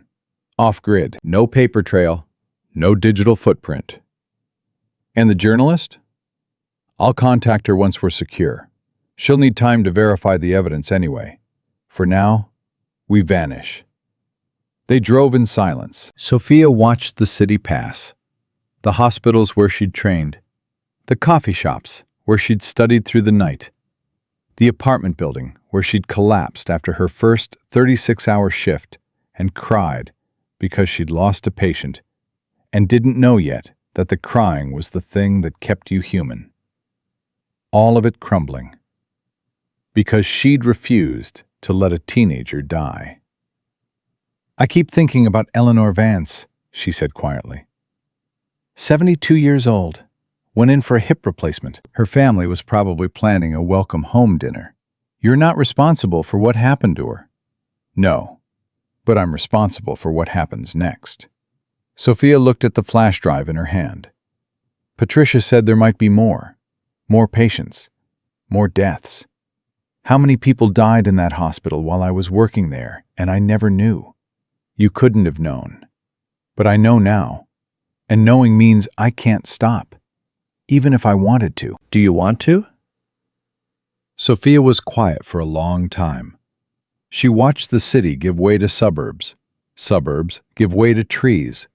Trees give way to the kind of darkness that only exists outside the reach of streetlights. "No," she said. "I don't want to stop. I want to burn it all down." "Good." Marcus glanced at her. "Hold on to that." They drove another 10 minutes before Sophia's phone rang. Unknown number. She looked at Marcus. "Answer it," he said. "Speaker." She did. "Dr. Chen." The voice was female, older, cultured, controlled, but with something underneath the control that sounded like it was barely holding together. "My name is Margaret Hammond, Robert's wife. I believe we need to talk." Marcus's grip tightened on the steering wheel. "What do you want?" Sophia asked. "To help you destroy my husband." Sophia's blood went cold, then hot, then cold again. "Why should I believe a single word you say?" "Because I'm the one who told Patricia to give you that flash drive." The silence in the car was absolute. Even Ghost went still. "I've been planning this for years, Dr. Chen. Gathering evidence, making copies, building a file so complete that no lawyer in the world could make it disappear. But I needed someone to carry it, someone brave enough, someone the public would believe." Margaret's voice cracked, and in that crack, Sophia heard something real, something raw, something that sounded like a woman who had spent 20 years sleeping next to a monster and finally couldn't close her eyes anymore. "When I saw what Derek did to you, when I watched you stand up with blood on your face and refuse to kneel, I knew you were the one I'd been waiting for." "The one for what?" "To bring my family down, to end this, to make sure no one else dies in that hospital because my husband decided their life was worth less than his profit margin." Marcus leaned toward the phone. "Mrs. Hammond, this is Commander Stone. How do we know this isn't a setup?" "You don't, but I can prove my sincerity." Margaret paused. When she spoke again, her voice had hardened into something that sounded like a decision that couldn't be unmade. Robert is planning something tonight. He knows the story is breaking. He knows the walls are closing in. He's going to his office at 10 o'clock to destroy everything. Hard drives, physical records, financial documents, 30 years of evidence shredded and burned before sunrise. Why would you tell us this? Because I want my husband in prison. I want my son to face justice for every person he's ever hurt. And I want to stop being an accomplice to murder. Margaret's breath caught. I've spent 20 years as a Hammond. I know where every body is buried, literally and figuratively. Help me, and I'll give you everything. Offshore accounts, falsified records, payments to every official who looked the other way. Everything. Sophia looked at Marcus. His face was unreadable. The face of a man running calculations that most people's brains weren't built to handle. We need to think about this, he said. You have 4 hours. After that, the evidence is ash, and my husband walks free for the rest of his life. Your choice, Commander. The line went dead. Silence filled the car like water filling the sinking ship. What do you think? Sophia asked. I think it's either the break that blows this case wide open, or a trap that ends with both of us at the bottom of a very deep hole. How do we know which one?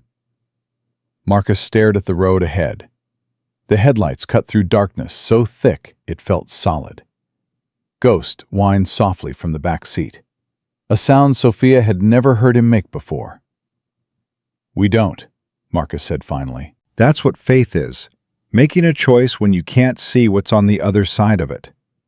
Sophia thought about Eleanor Vance bleeding out while her blood sat in a refrigerator across town.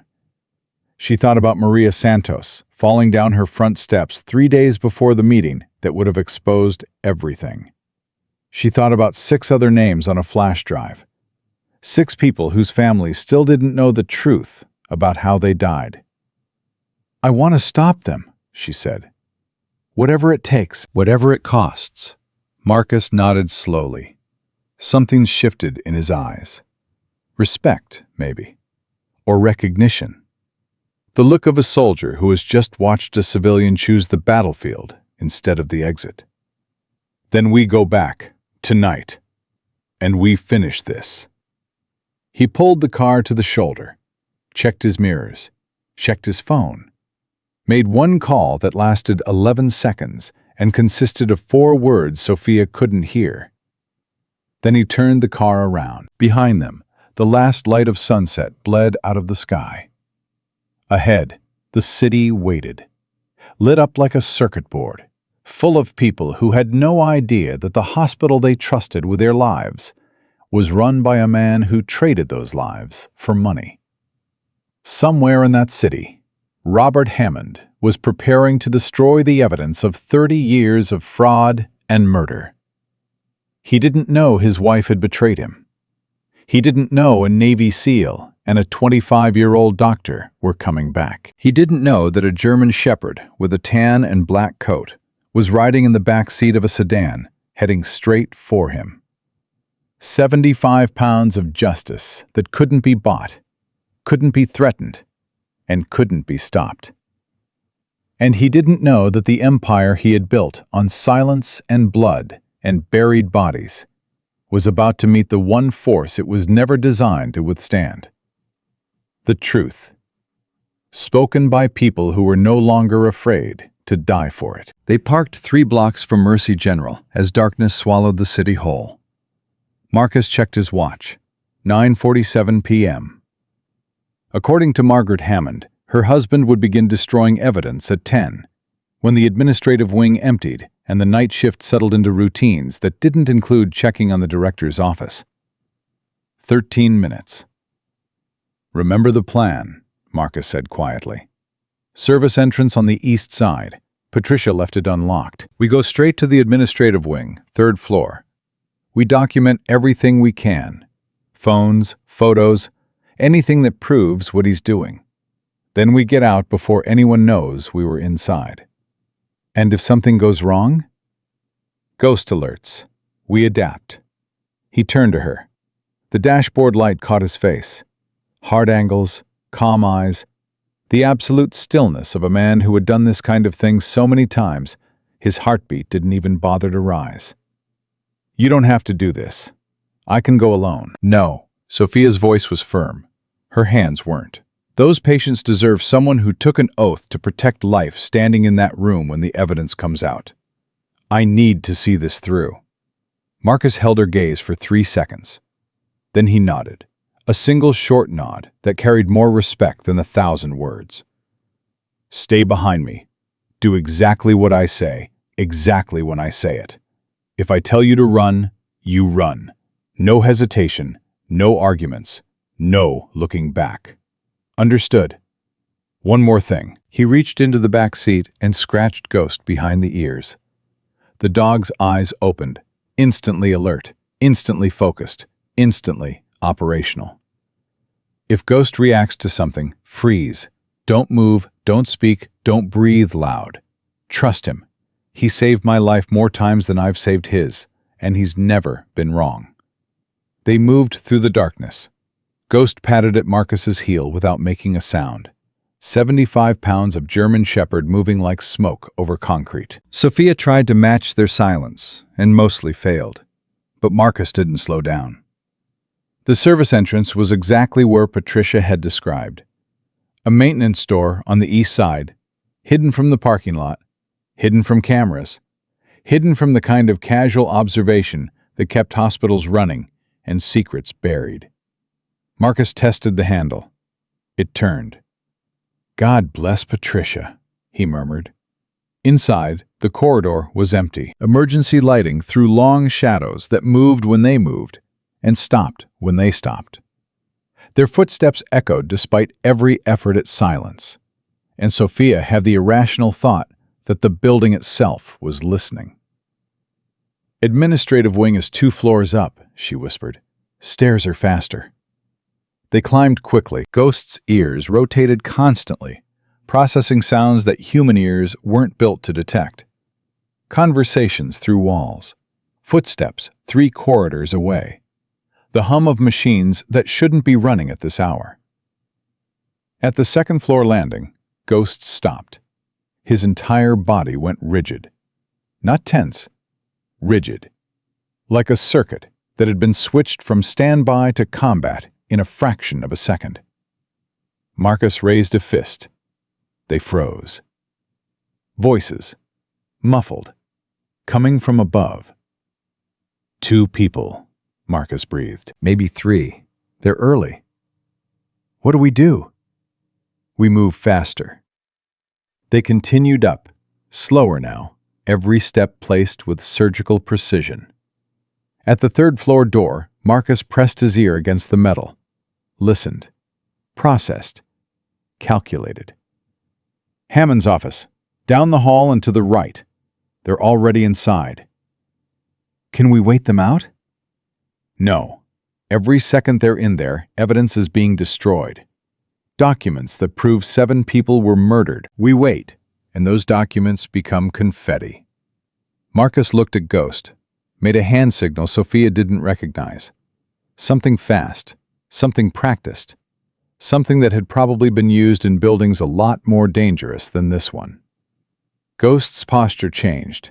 Low, coiled, ready. "Stay behind me, no matter what." Marcus opened the door. The administrative corridor stretched ahead of them, dark except for the glow spilling from Hammond's corner office. Voices carried clearly now. Robert Hammond's measured, controlled baritone. Derek's higher pitch, agitated, moving around the room. And the third voice Sophia didn't recognize. Deeper, rougher. The voice of someone being paid to follow orders without asking questions. They moved along the wall, 15 feet from the office door. 10. 5. Marcus looked around the corner. Robert Hammond stood beside an industrial shredder, feeding documents in steady handfuls, page after page after page, disappearing into the machine's teeth.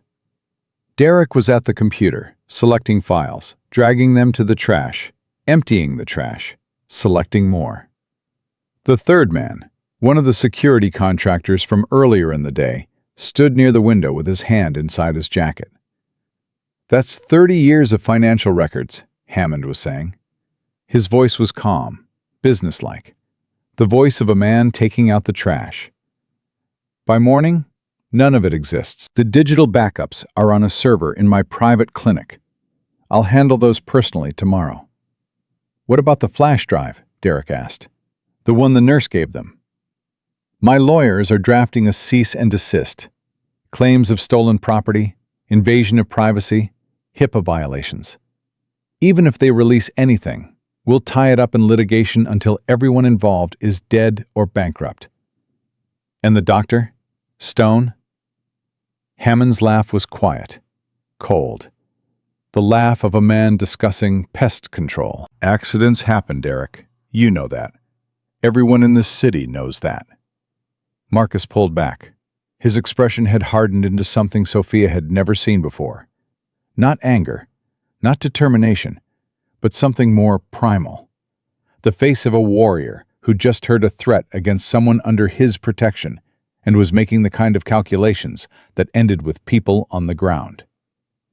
"I'm going in," he said. "When I give the signal, call 911. Tell them there's a break-in at Mercy General, Administrative Wing, 3rd floor. Active destruction of federal evidence." "What signal?" "You'll know." Before Sophia could respond, before she could say wait or be careful or I'm terrified, Marcus stepped into the doorway. "Robert Hammond." The room froze like someone had hit pause on the universe. Hammond looked up from the shredder, documents still clutched in his hand. His face registered shock for exactly 1 second before decades of control slammed back down like a steel door. Derek spun away from the computer. His eyes went wide. The security contractor reached for his weapon. "I wouldn't." Marcus's voice was conversational, almost friendly, like he was suggesting someone try a different restaurant. "Ghost, hold." The German shepherd moved into the doorway and positioned himself between the contractor and any possible action. A growl rolled out of his chest, low, steady. The sound of 75 pounds of combat-trained muscle communicating a very simple message. "Commander Stone." Hammond set the documents down on his desk with the careful precision of a man determined to maintain control of a situation that had just detonated in his face. "You're trespassing on hospital property. You're destroying evidence of murder. I think that takes priority." "Murder?" Hammond smiled. Forced. Thin. The smile of a poker player who just realized everyone at the table could see his cards. "That's quite an accusation." "Eleanor Vance, Maria Santos, 6 other patients whose deaths you covered up to protect your fraud operation." Marcus stepped fully into the office. Each step deliberate. Each step closing the distance between himself and a man who had spent 40 years believing he was untouchable. "We have documentation, witnesses, and in about 90 seconds, the Seattle Police Department." "The police won't help you. You own local police. You don't own the FBI." Marcus's smile was a weapon. "I have a friend in the Bureau's Organized Crime Division.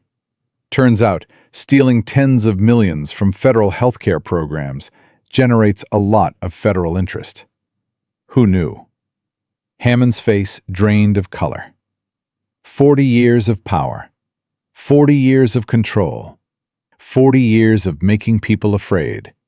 And in that moment, Robert Hammond looked like exactly what he was. An old man standing in a room full of shredded evidence with nowhere to run. Derek lunged. It was stupid.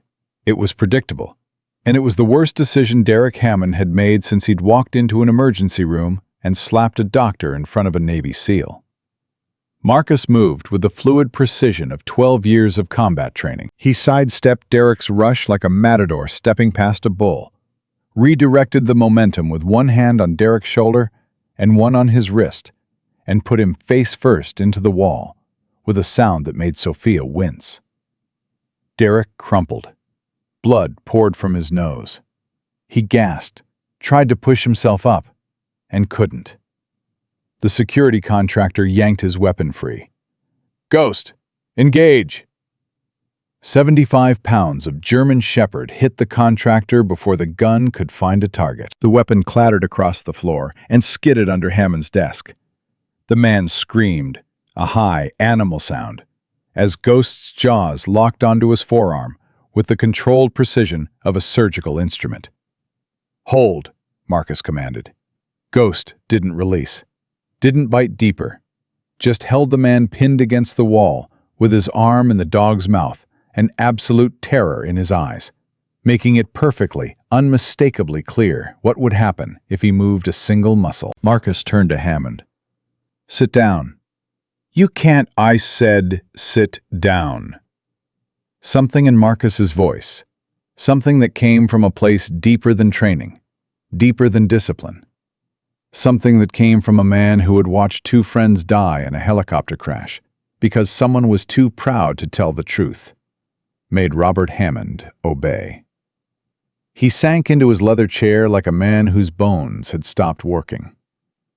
"You don't understand what you're doing," Hammond said. His voice was shaking now. The control was cracking. "I've spent 40 years building this institution. Mercy General saves thousands of lives every year. Yes, there were irregularities. Decisions that in hindsight—" "Irregularities?" Sophia stepped into the office. She couldn't stay silent. Not for this. Not standing 3 feet from a man who had traded human lives for profit. "You killed patients. Real people. Eleanor Vance had grandchildren." Maria Santos was going to church when someone pushed her down her own steps. "And you call that irregularities?" Eleanor Vance was 72 years old. Her prognosis was excellent. She went in for a hip replacement. She should have gone home in 4 days. Sophia's voice broke, and she didn't care. "I became a doctor to save lives. You turned this hospital into a slaughterhouse, and you have the nerve to stand there and talk about the greater good?" Hammond stared at her, and for one moment, one single flashing moment, Sophia saw something move behind those cold, calculating eyes. Shame. Or its ghost. The faintest memory of the man Robert Hammond might have been before he decided that money was worth more than blood. Then it disappeared, replaced by the flat, survival-mode calculation of a cornered predator. "Whatever my wife told you, whatever evidence she gave you, it won't matter. My lawyers will have us suppressed by morning. By next week, you'll both be facing charges for breaking and entering, trespassing, assault, conspiracy. Your career will end, Dr. Chen. Your freedom will end. Both of you will—" "It's not going to work this time, Robert." A new voice, from the doorway. Familiar, but unexpected. Margaret Hammond stepped into the office. 60 years old, silver hair perfectly in place. Clothes that cost more than most people's monthly rent. She carried herself with the dignity of a woman who had made the hardest decision of her life and was no longer afraid of the consequences. "Margaret?" Hammond stood. For the first time all night, for the first time Sophia had ever witnessed, genuine shock broke through Robert Hammond's composure. Raw, unprocessed, human shock. "What are you doing here?" "Finishing what should have been finished 20 years ago." She moved to stand beside Sophia. Beside, not behind. The positioning was deliberate, and everyone in the room understood what it meant. "I've given Commander Stone everything, Robert. The offshore accounts in the Caymans, the falsified Medicare records, the payments to county officials, the emails you thought you'd deleted." Margaret's voice trembled, but it didn't break. "Everything." "You wouldn't do this. You wouldn't destroy your own family." "You destroyed our family, Robert. I'm just telling the truth about the rubble." Margaret's eyes glistened. "Do you remember when we met?" You were 32 years old. You wanted to revolutionize healthcare. You talked about making medicine accessible to everyone, about building something that would outlast us both. I fell in love with that man. Her voice cracked. What happened to him?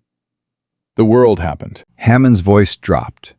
Not to a whisper, but to something raw. Something that sounded almost like grief.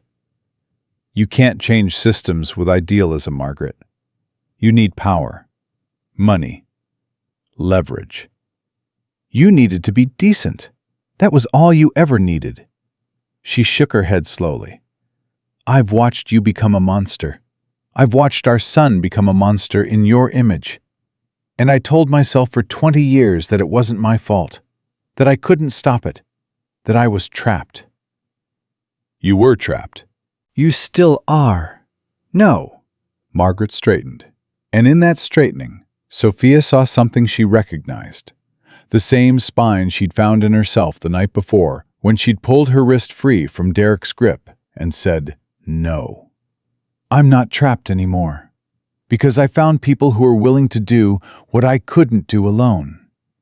Derek groaned from the floor, pushed himself up on one arm.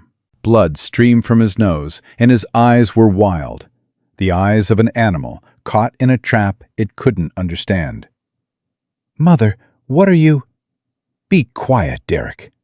Margaret's voice carried a steel that Sophia would have bet her life Derek had never heard from his mother before. For once in your miserable life, be quiet and listen. Sirens. Distant but approaching. Multiple vehicles. The sound cut through the office like cold water, and Hammond's face went gray. You called the police? The FBI. Marcus glanced at his phone. They've been monitoring the situation for the past 20 minutes, along with the U.S. Attorney's Office, and 2 federal judges who take Medicare fraud very personally. That's inadmissible. Illegal surveillance. You're standing in a room full of shredded federal documents. You were caught on 3 cell phone cameras destroying evidence. Your own wife is willing to testify. Your son just attacked a federal witness, and your hired security pulled a weapon on a military officer. Marcus shrugged. I think admissibility is the least of your problems tonight. The sirens grew louder, closer. Derek scrambled toward the door on his hands and knees. Ghost released the security contractor, who collapsed, cradling his arm, and moved to block the doorway. Teeth bared, eyes locked on Derek with the cold patience of a predator who had all the time in the world. Going somewhere? Marcus asked. I'll kill that dog. I'll kill all of you. Derek? Hammond's voice came from somewhere hollow, somewhere empty. Stop. It's over. It's not over. We can fix this. We can call Judge Morrison. We can... It's over. Hammond sank back into his chair. For the first time, he looked old. Not powerful, not distinguished, not commanding. Just old. A tired man in an expensive suit, surrounded by the confetti of his crimes. It was over the moment your mother decided to grow a conscience. Margaret flinched, but she didn't retreat. You did this to yourself, Robert. Every choice, every compromise, every patient you sacrificed because their life was worth less to you than a line on a spreadsheet. She turned toward the door. I'm going to wait for the FBI downstairs. I'll cooperate fully. I'll testify to everything I know. And I'll spend whatever time I have left trying to make amends for what I should have stopped 20 years ago. Margaret. She paused at the door, didn't turn around. Goodbye, Robert. I hope prison gives you the time to remember the man you used to be, because the man you became deserves everything that's coming. Then she was gone. 3 heartbeats of silence. Hammond looked at Marcus, at Sophia, at the ruins of everything he had built over 4 decades. The shredded documents, the deleted files, the bleeding son, the whimpering security guard, the German shepherd blocking the only exit. You think this is justice? He asked quietly. Putting me in prison? It stops you from killing anyone else. The system I built will survive me. There are others, other hospitals, other administrators, other men who understand that the world runs on profit, not principle. Then we'll find them too. Sophia's voice surprised her. It was steady, clear. The fear she'd carried for the last 24 hours had burned away, and what was left underneath was cleaner, harder, more certain than anything she'd ever felt. One at a time, as many as it takes, for as long as it takes. You're naive. Maybe, but I'd rather be naive than dead inside. The FBI arrived 6 minutes later. Special agents flooded the administrative wing with the practiced efficiency of people who had done this 100 times. Hammond was read his rights, handcuffed, and led away without resistance.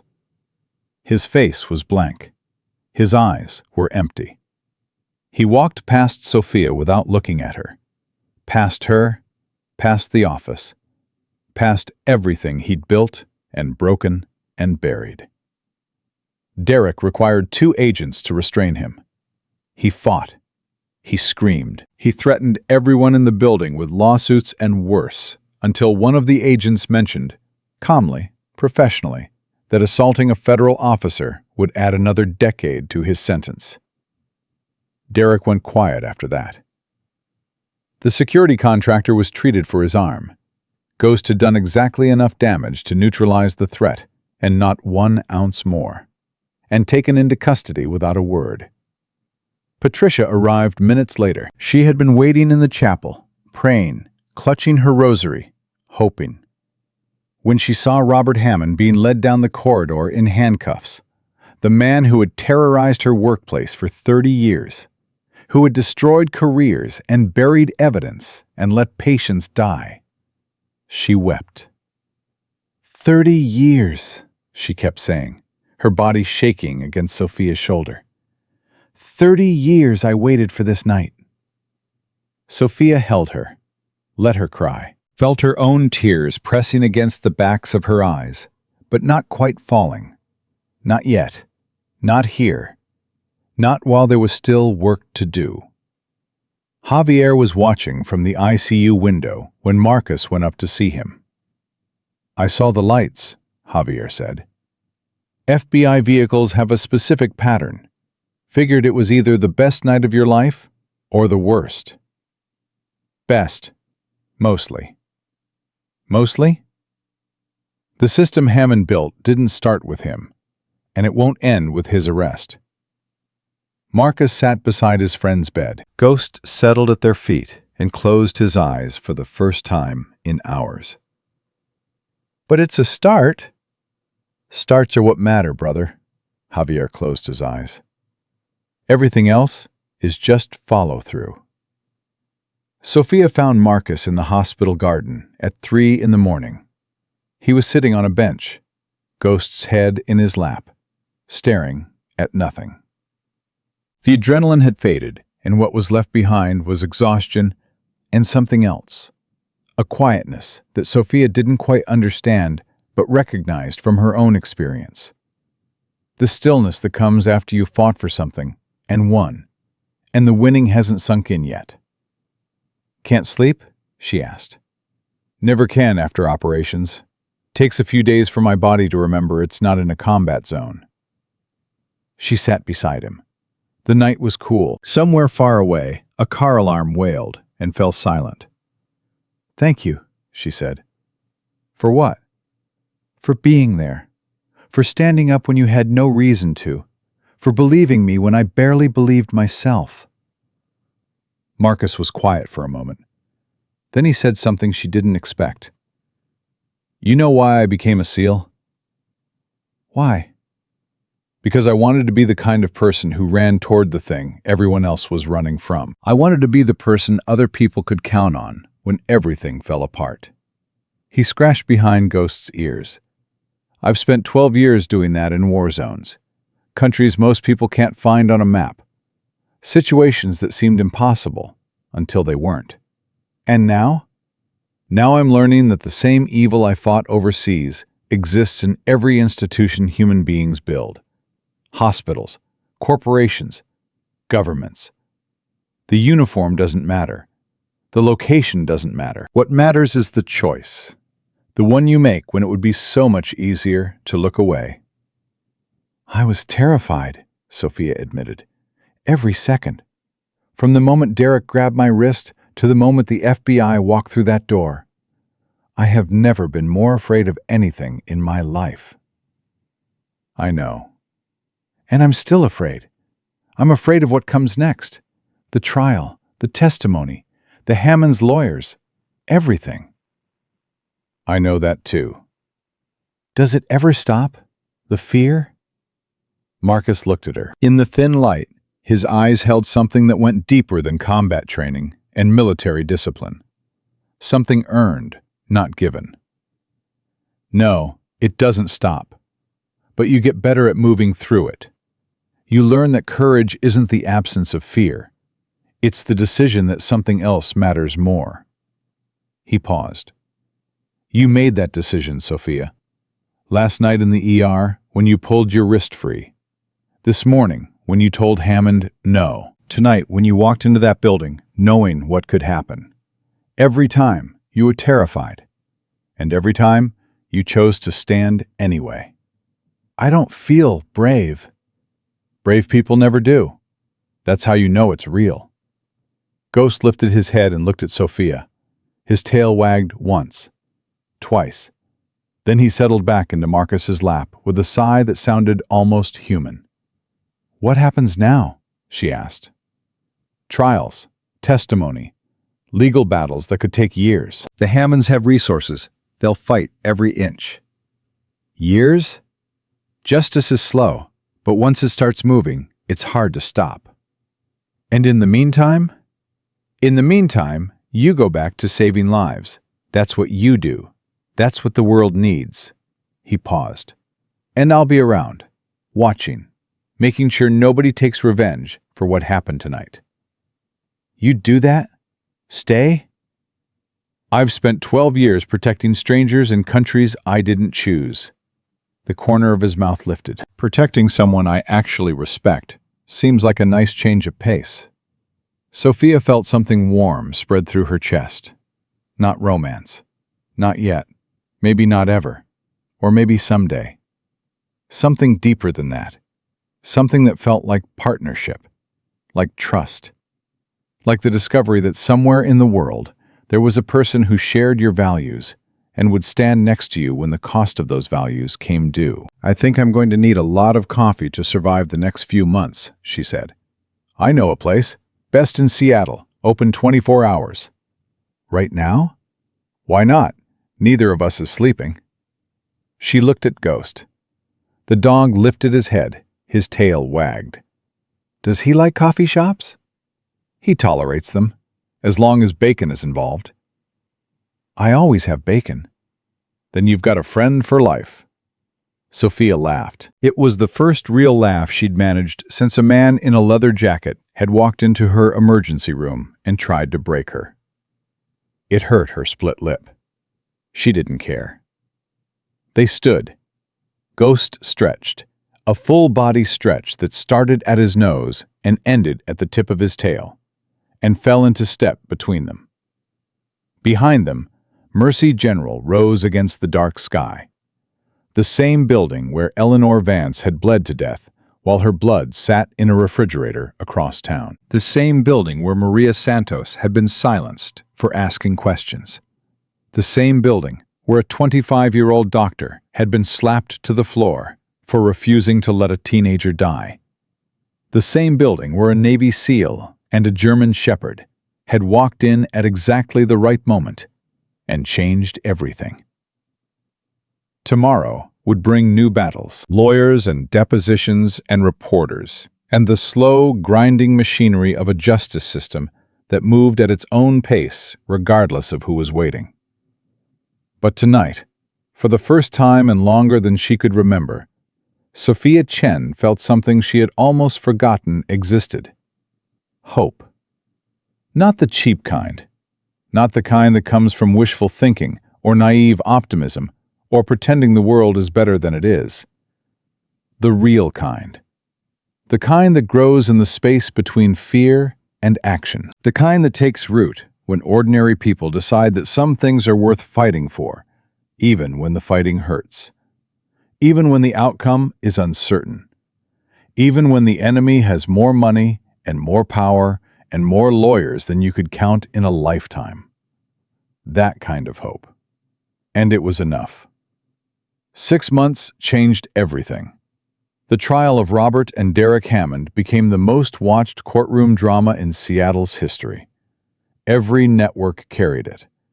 Every newspaper ran front-page headlines.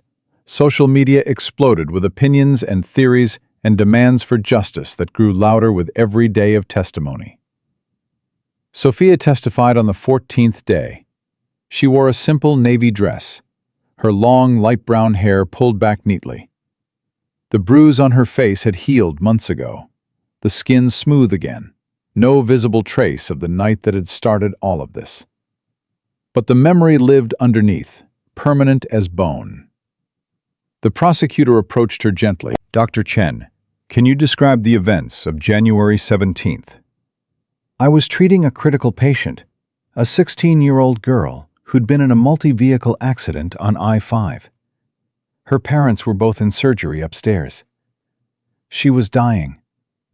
Sophia's voice was steady. She'd practiced this, not the words, the steadiness. Derek Hammond entered the emergency room and demanded that I abandon my patient to treat his girlfriend's superficial cut. When I refused, he assaulted me. Can you describe the assault? He grabbed my wrist first. When I pulled free and called for security, he shoved me into a crash cart. When I tried to return to my dying patient, he grabbed my coat, spun me around, and slapped me across the face. Sophia paused. Let the silence carry the weight. Hard enough to split my lip. Hard enough that I tasted blood.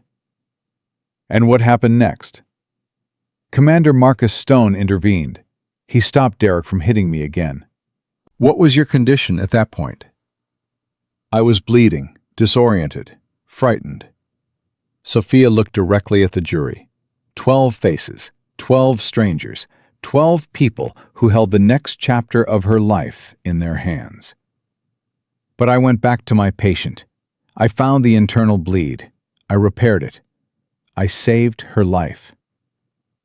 The teenage girl, Emma Martinez, what happened to her? For the first time during her testimony, Sophia smiled. She survived. She's in college now. Pre-med. The smile deepened. She wants to become an emergency room doctor. A murmur rippled through the courtroom. The prosecutor let it settle before continuing.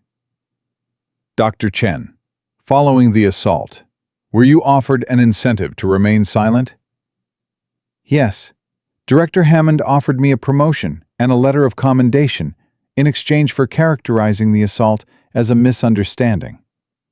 He wanted me to agree to no formal complaints, no police involvement, and no public discussion. And what was your response? I said no. Why? Sophia was quiet for a moment, not because she didn't know the answer. She'd known it since the second she'd pulled her wrist free from Derek's grip. But because the answer mattered too much to rush. Because a woman named Eleanor Vance went into this hospital for a hip replacement and never came home. Because a nurse named Maria Santos was killed for trying to tell the truth. Because 7 patients, 7 human beings with families who loved them, died so that Robert Hammond could steal money he didn't need. Her voice didn't break. She wouldn't let it. I said no because silence is how people like the Hammonds survive. And I decided I would rather lose everything than be one more silent person helping them get away with murder. The defense attorney's cross-examination was brutal. He questioned Sophia's memory, her motivations, her relationship with Marcus. He implied she had provoked Derek, exaggerated the assault, fabricated a vendetta to advance her career. Isn't it true, Dr. Chen, that you saw an opportunity? A chance to bring down a powerful family and make yourself famous in the process? I saw a patient dying. That's all I saw. And Commander Stone, a man you'd never met, just happened to be there? Just happened to step in? You expect this jury to believe that was coincidence? I expect this jury to believe what the evidence shows. Marcus Stone was visiting a wounded teammate in the ICU. He heard a man assaulting a woman in the emergency room, and he intervened. That's not a conspiracy. That's a soldier doing what soldiers do. But you've become quite close to Commander Stone since that night, haven't you? He protected me when no one else would. When security guards hid because they were afraid of the Hammond name. When nurses looked away because they'd seen what happened to people who didn't. Sophia held the attorney's gaze without flinching.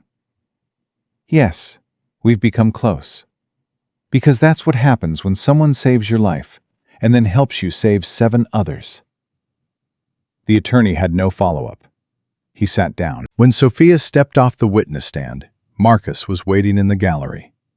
Ghost sat beside him, tail moving slightly, the restrained wag of a dog who'd been trained to behave in formal settings, but couldn't entirely suppress his feelings about the person walking toward him. You did good, Marcus said quietly. I told the truth. That's all any of us can do. Patricia testified next. 30 years of silence poured out of her like water from a broken dam. The financial discrepancies, the missing supplies, the patients charged for procedures that never happened, the slow, grinding realization that the hospital she devoted her life to was being run by a criminal who used her oath against her. I was afraid, Patricia told the jury, her rosary beads clutched so tightly her knuckles were white. Every single day for 15 years, I was afraid. Afraid of losing my job. Afraid of what happened to Maria Santos happening to me. Afraid that if I spoke up, nobody would believe a 60-year-old nurse over a man with Robert Hammond's money and reputation. She wiped her eyes. I was wrong to be silent for so long. I know that. I'll carry that for the rest of my life. But I'm not silent anymore. Javier testified from a wheelchair, still recovering, still bearing the scars from a helicopter crash that had put him in the coma where he'd first heard the whispers of Hammond's crimes. He spoke with the calm precision of a man trained in military intelligence. Dates, figures, patterns, connections. Every sentence was a nail in the Hammond's coffin. The fraud was systematic, Javier told the court. Not opportunistic, systematic. Designed to be invisible at the individual transaction level, but massive in aggregate. $47 million over 3 decades, routed through 17 shell companies, 4 fake vendors, and a private clinic that existed primarily as a laundering mechanism. How can you be certain of those figures? Because I spent 11 days in that hospital, 3 conscious, 8 in a coma. And in the 3 days I was conscious, I heard enough conversations between staff members to construct a preliminary framework. He paused. Military intelligence taught me to build pictures from fragments. The fragments I heard painted a very clear picture. But the testimony that shattered the defense, the moment the entire trial pivoted from probable to certain, came from a source nobody expected. Margaret Hammond took the stand on day 23. She walked into the courtroom with the posture of a woman who had made peace with what she was about to do, and was no longer interested in anyone's opinion about it. Her silver hair was perfect. Her clothes were simple. She looked at her husband once, one long, sad, final look, and then turned to face the prosecutor. Mrs. Hammond, why are you testifying against your own family? Because my family committed crimes, terrible crimes, and I helped them by staying silent. Can you elaborate on what you mean by silent? I knew. Margaret's voice cracked on the word, and the crack traveled through the courtroom like a fracture through glass. I knew about the fraud. I knew about the cover-ups. I knew about patients who died because my husband decided their lives were worth less than his profit margin. She closed her eyes. I told myself I was powerless, that there was nothing a wife could do. But that was a lie I told myself, because the truth was uglier. The truth was that I was comfortable. I was afraid. I was selfish. What changed? Dr. Chen. Margaret opened her eyes and found Sophia in the gallery. I watched my son, assault a young woman whose only crime was refusing to let a child die. I watched him hit her. I watched her bleed. And I watched her get back up and save that girl's life anyway. Margaret's composure broke. Tears ran down her face without sound, without drama, without performance. Just the honest grief of a woman who had spent 2 decades looking away and had finally forced herself to look. That's when I knew. If I stayed silent one more day, I was no better than Derek, no better than Robert. I was choosing comfort over human life, and that choice was destroying my soul. Mrs. Hammond, can you describe the extent of your husband's fraud? Over 30 years, Robert stole approximately $47 million from Medicare, Medicaid, and private insurance companies. He falsified patient records. He inflated billing codes.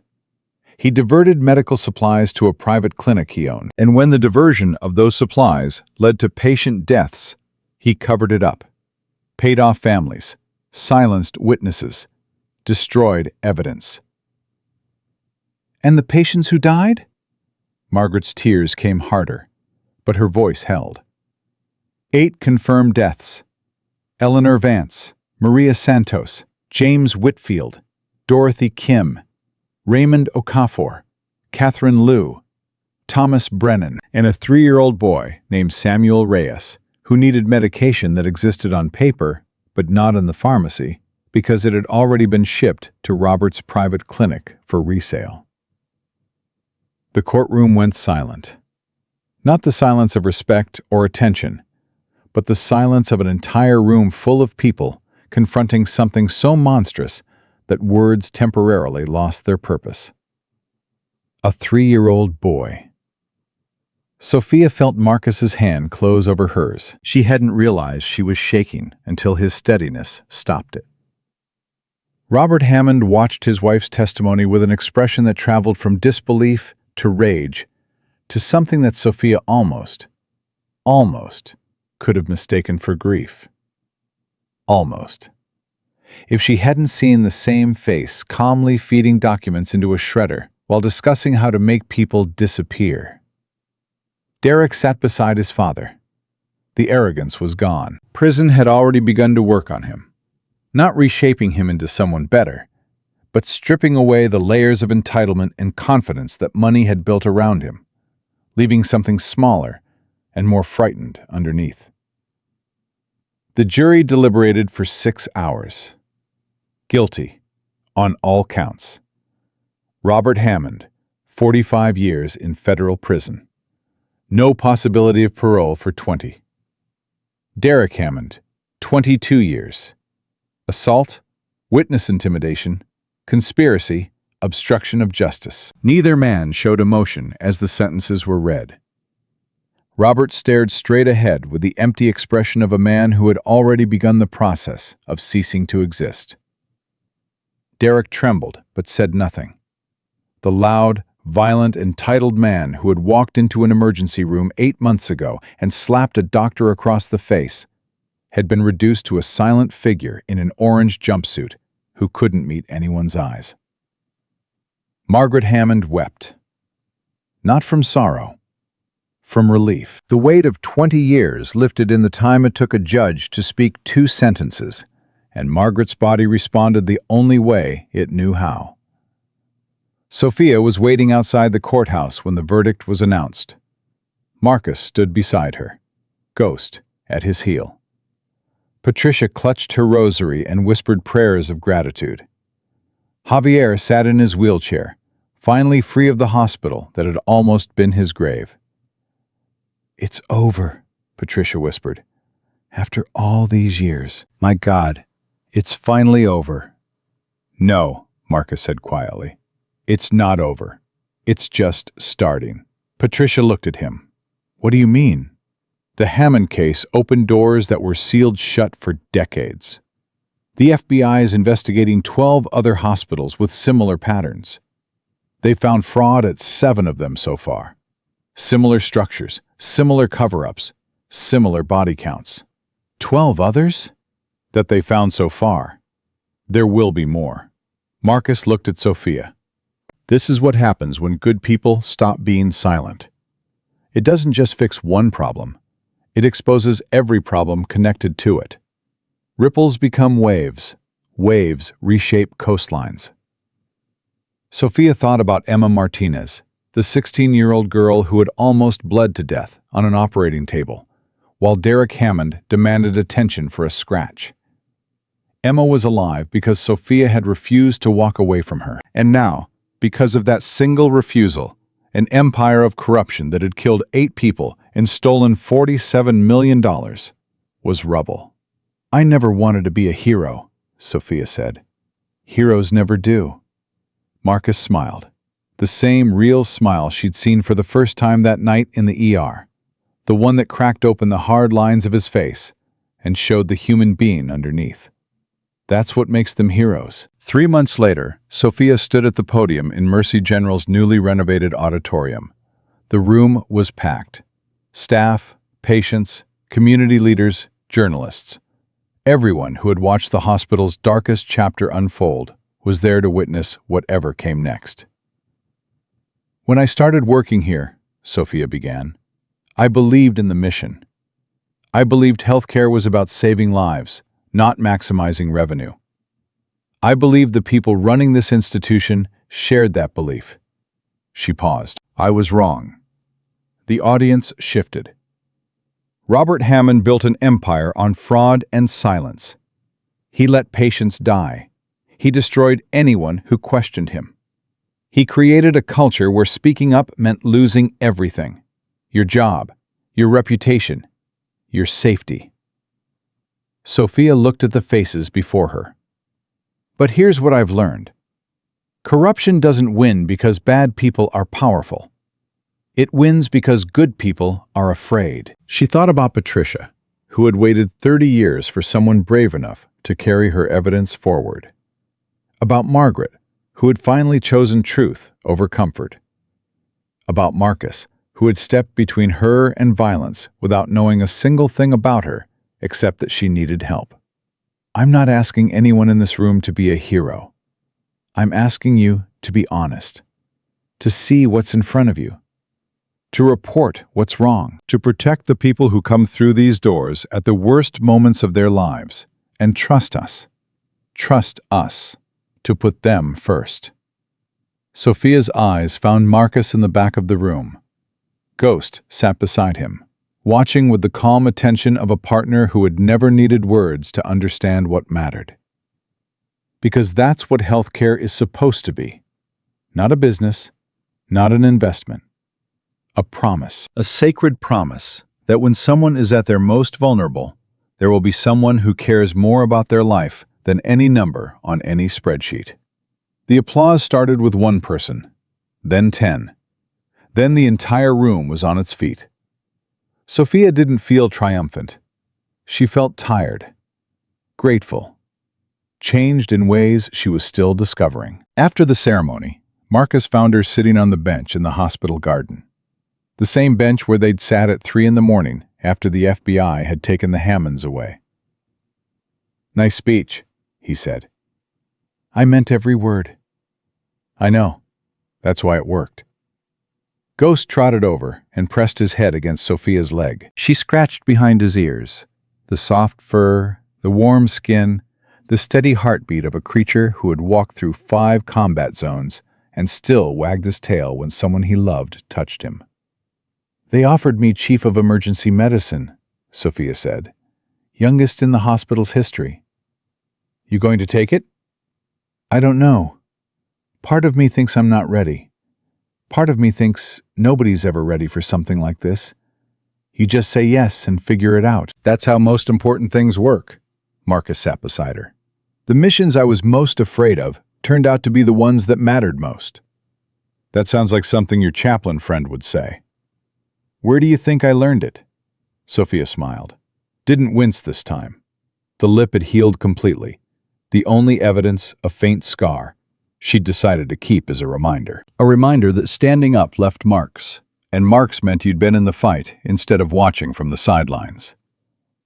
I've been offered a position, Marcus said. Healthcare Oversight Task Force, federal level, investigating institutional corruption across the country. The Hammond case opened up a lot of doors, and someone needs to walk through them.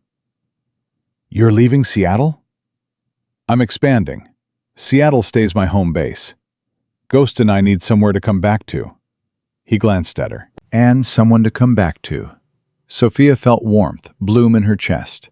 Not the sharp heat of adrenaline or the burn of anger, but something slower. Something that had been growing since the night a man in digital camouflage had stepped between her and a fist and said 4 words that changed her life. Put her down. Now. You'd better come back, she said. Ghost owes me a coffee date. Ghost owes you about 40 pounds of bacon at this point. Then he'd better start earning. Ghost's tail wagged, hard. They sat together as the afternoon settled around them. 2 people who had met on the worst night of one of their lives and the most important night of both. A Navy SEAL who had traded combat zones for courtrooms, but hadn't changed the thing that mattered.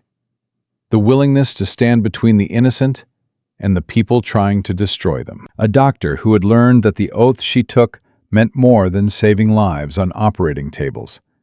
It meant fighting for the system that made saving lives possible. And a German shepherd who had already decided, long before either of them figured it out, that these 2 humans belonged in the same pack. 1 year later, Sophia received the letter. Handwritten, careful penmanship. The return address was a federal correctional facility in Oregon. Dr. Chen, I've had time to think. A year of nothing but time and silence, and the kind of thinking you can't avoid when there's nothing else to do. I want you to know that I understand now what I couldn't understand then. I was wrong. Not just about that night, about everything. About who I was. About what I let myself become. My father raised me to believe that power was the only thing that mattered. That weakness was the only sin. That people existed to be used based on their usefulness and discarded when they weren't. I believed him because it was easy. Because believing him meant I never had to take responsibility for anything. Never had to see the people I hurt as people. But I see them now. In my sleep, in my prayers, in every quiet moment this place gives me, which is all of them. I'm not asking for forgiveness. I don't deserve it. I'm writing because I want you to know that what you did, standing up when I tried to destroy you, it mattered. Not just for you, for me. You held a mirror up to something I've been running from my entire life. I don't know who I'm becoming, but I know who I don't want to be anymore. Derek Hammond.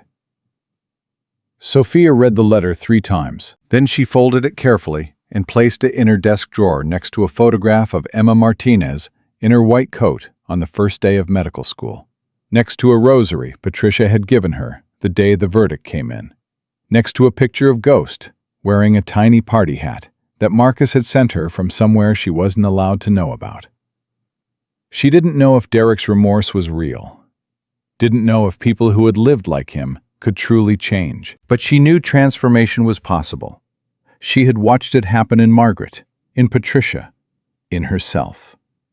The human heart was capable of extraordinary darkness, but it was also capable of light that the darkness never expected. Marcus called that evening. "How's Seattle?" "Rainy." Sophia smiled at the sound of his voice. "Always rainy." "How's the task force?" "Busy. We just cracked a hospital chain in Texas, running the same fraud Hammond did. 18 facilities. Estimated $60 million in stolen federal funds. How many patients were hurt? We're still counting. His voice was heavy. It never ends, Sophia. But you keep going. What else is there? A pause. How's Emma? Top of her class, already talking about specializing in emergency medicine. She visits me every month. Sophia felt her throat tighten with something that wasn't sadness, something closer to awe. She said she wants to be the kind of doctor who puts patients first, no matter what. Because of you. Because of what happened to her. I just kept her alive long enough to make her own choices. That's everything, Sophia. That's literally everything. Ghost barked in the background. Tell Ghost I said hi. He says hi back. And that you owe him bacon. I always owe him bacon. They talked for another hour, about cases and colleagues, and the small moments that made the hard work worth doing. When they hung up, Sophia felt the warmth that had become a constant presence in her life. Not romance, though that possibility lived in the space between their words, unspoken but understood. Something deeper. Partnership. Trust. The knowledge that somewhere in the world, someone was fighting the same fight for the same reasons and would stand beside her when it mattered. She walked to her window. The city stretched before her. A million lights, a million lives, a million moments happening right now where someone was choosing between courage and comfort, between truth and silence, between the right thing and the easy thing. She thought about that night in the emergency room, the teenage girl crashing on the table, Derek's fist connecting with her face, the floor rushing up, the taste of blood, and then a voice. Calm, cold, absolute. Put her down. Now. She had been so afraid, and she had done the right thing anyway. That was the lesson. That was everything. Fear was not the enemy. Silence was. Power was not the problem. Complicity was. Evil didn't win because bad people were strong. It won because good people convinced themselves they were too weak to fight. But they weren't weak. They were just waiting. Waiting for someone to stand up first. Waiting for permission they never needed. Waiting for a moment they could have created themselves.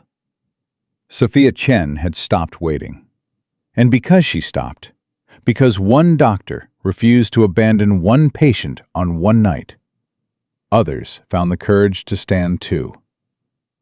Patricia broke 30 years of silence. Margaret turned against the family she'd protected for 2 decades. Javier spoke from a hospital bed about crimes he'd pieced together from whispered conversations. 12 hospitals across the country were being investigated. Hundreds of patients and their families were finally getting answers to questions they'd carried for years. One choice, one voice, one refusal to kneel. That was how the wave started. And waves, once they start, don't stop until they've reshaped everything they touch. If this story has reached you, wherever you are, whatever you're facing, remember this. You are not powerless. You are not voiceless. You are not too small to matter. Somewhere, right now, someone is watching you. Someone is waiting to see if courage is possible. Someone is gathering strength from your example without you ever knowing it. Be that example. Be the person who stands up when standing up is terrifying. Be the voice that speaks when speaking costs everything. Be the one who refuses to look away when looking away would be so much easier. Because that is how the world changes. Not through perfect people or grand gestures or moments that look heroic from the outside. Through ordinary people, tired, scared, doubting, shaking, who decide that some things matter more than safety, more than comfort, more than the approval of people who chose the easy path and can't understand why you won't. One choice at a time, one voice at a time, one heart at a time. And may God bless you on that journey. May He give you strength when yours runs out. May He place the right people in your path at the right moment. A nurse with a flash drive and 30 years of courage she didn't know she had. A soldier with a dog and a conscience that wouldn't let him walk past someone in trouble. A wife who finally chose truth over a life built on lies.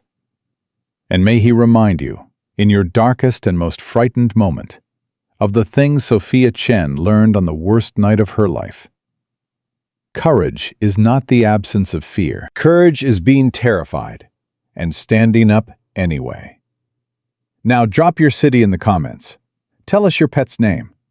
Share this story with someone who needs to hear it tonight.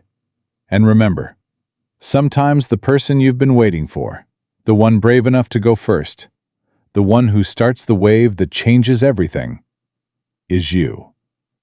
It was always you.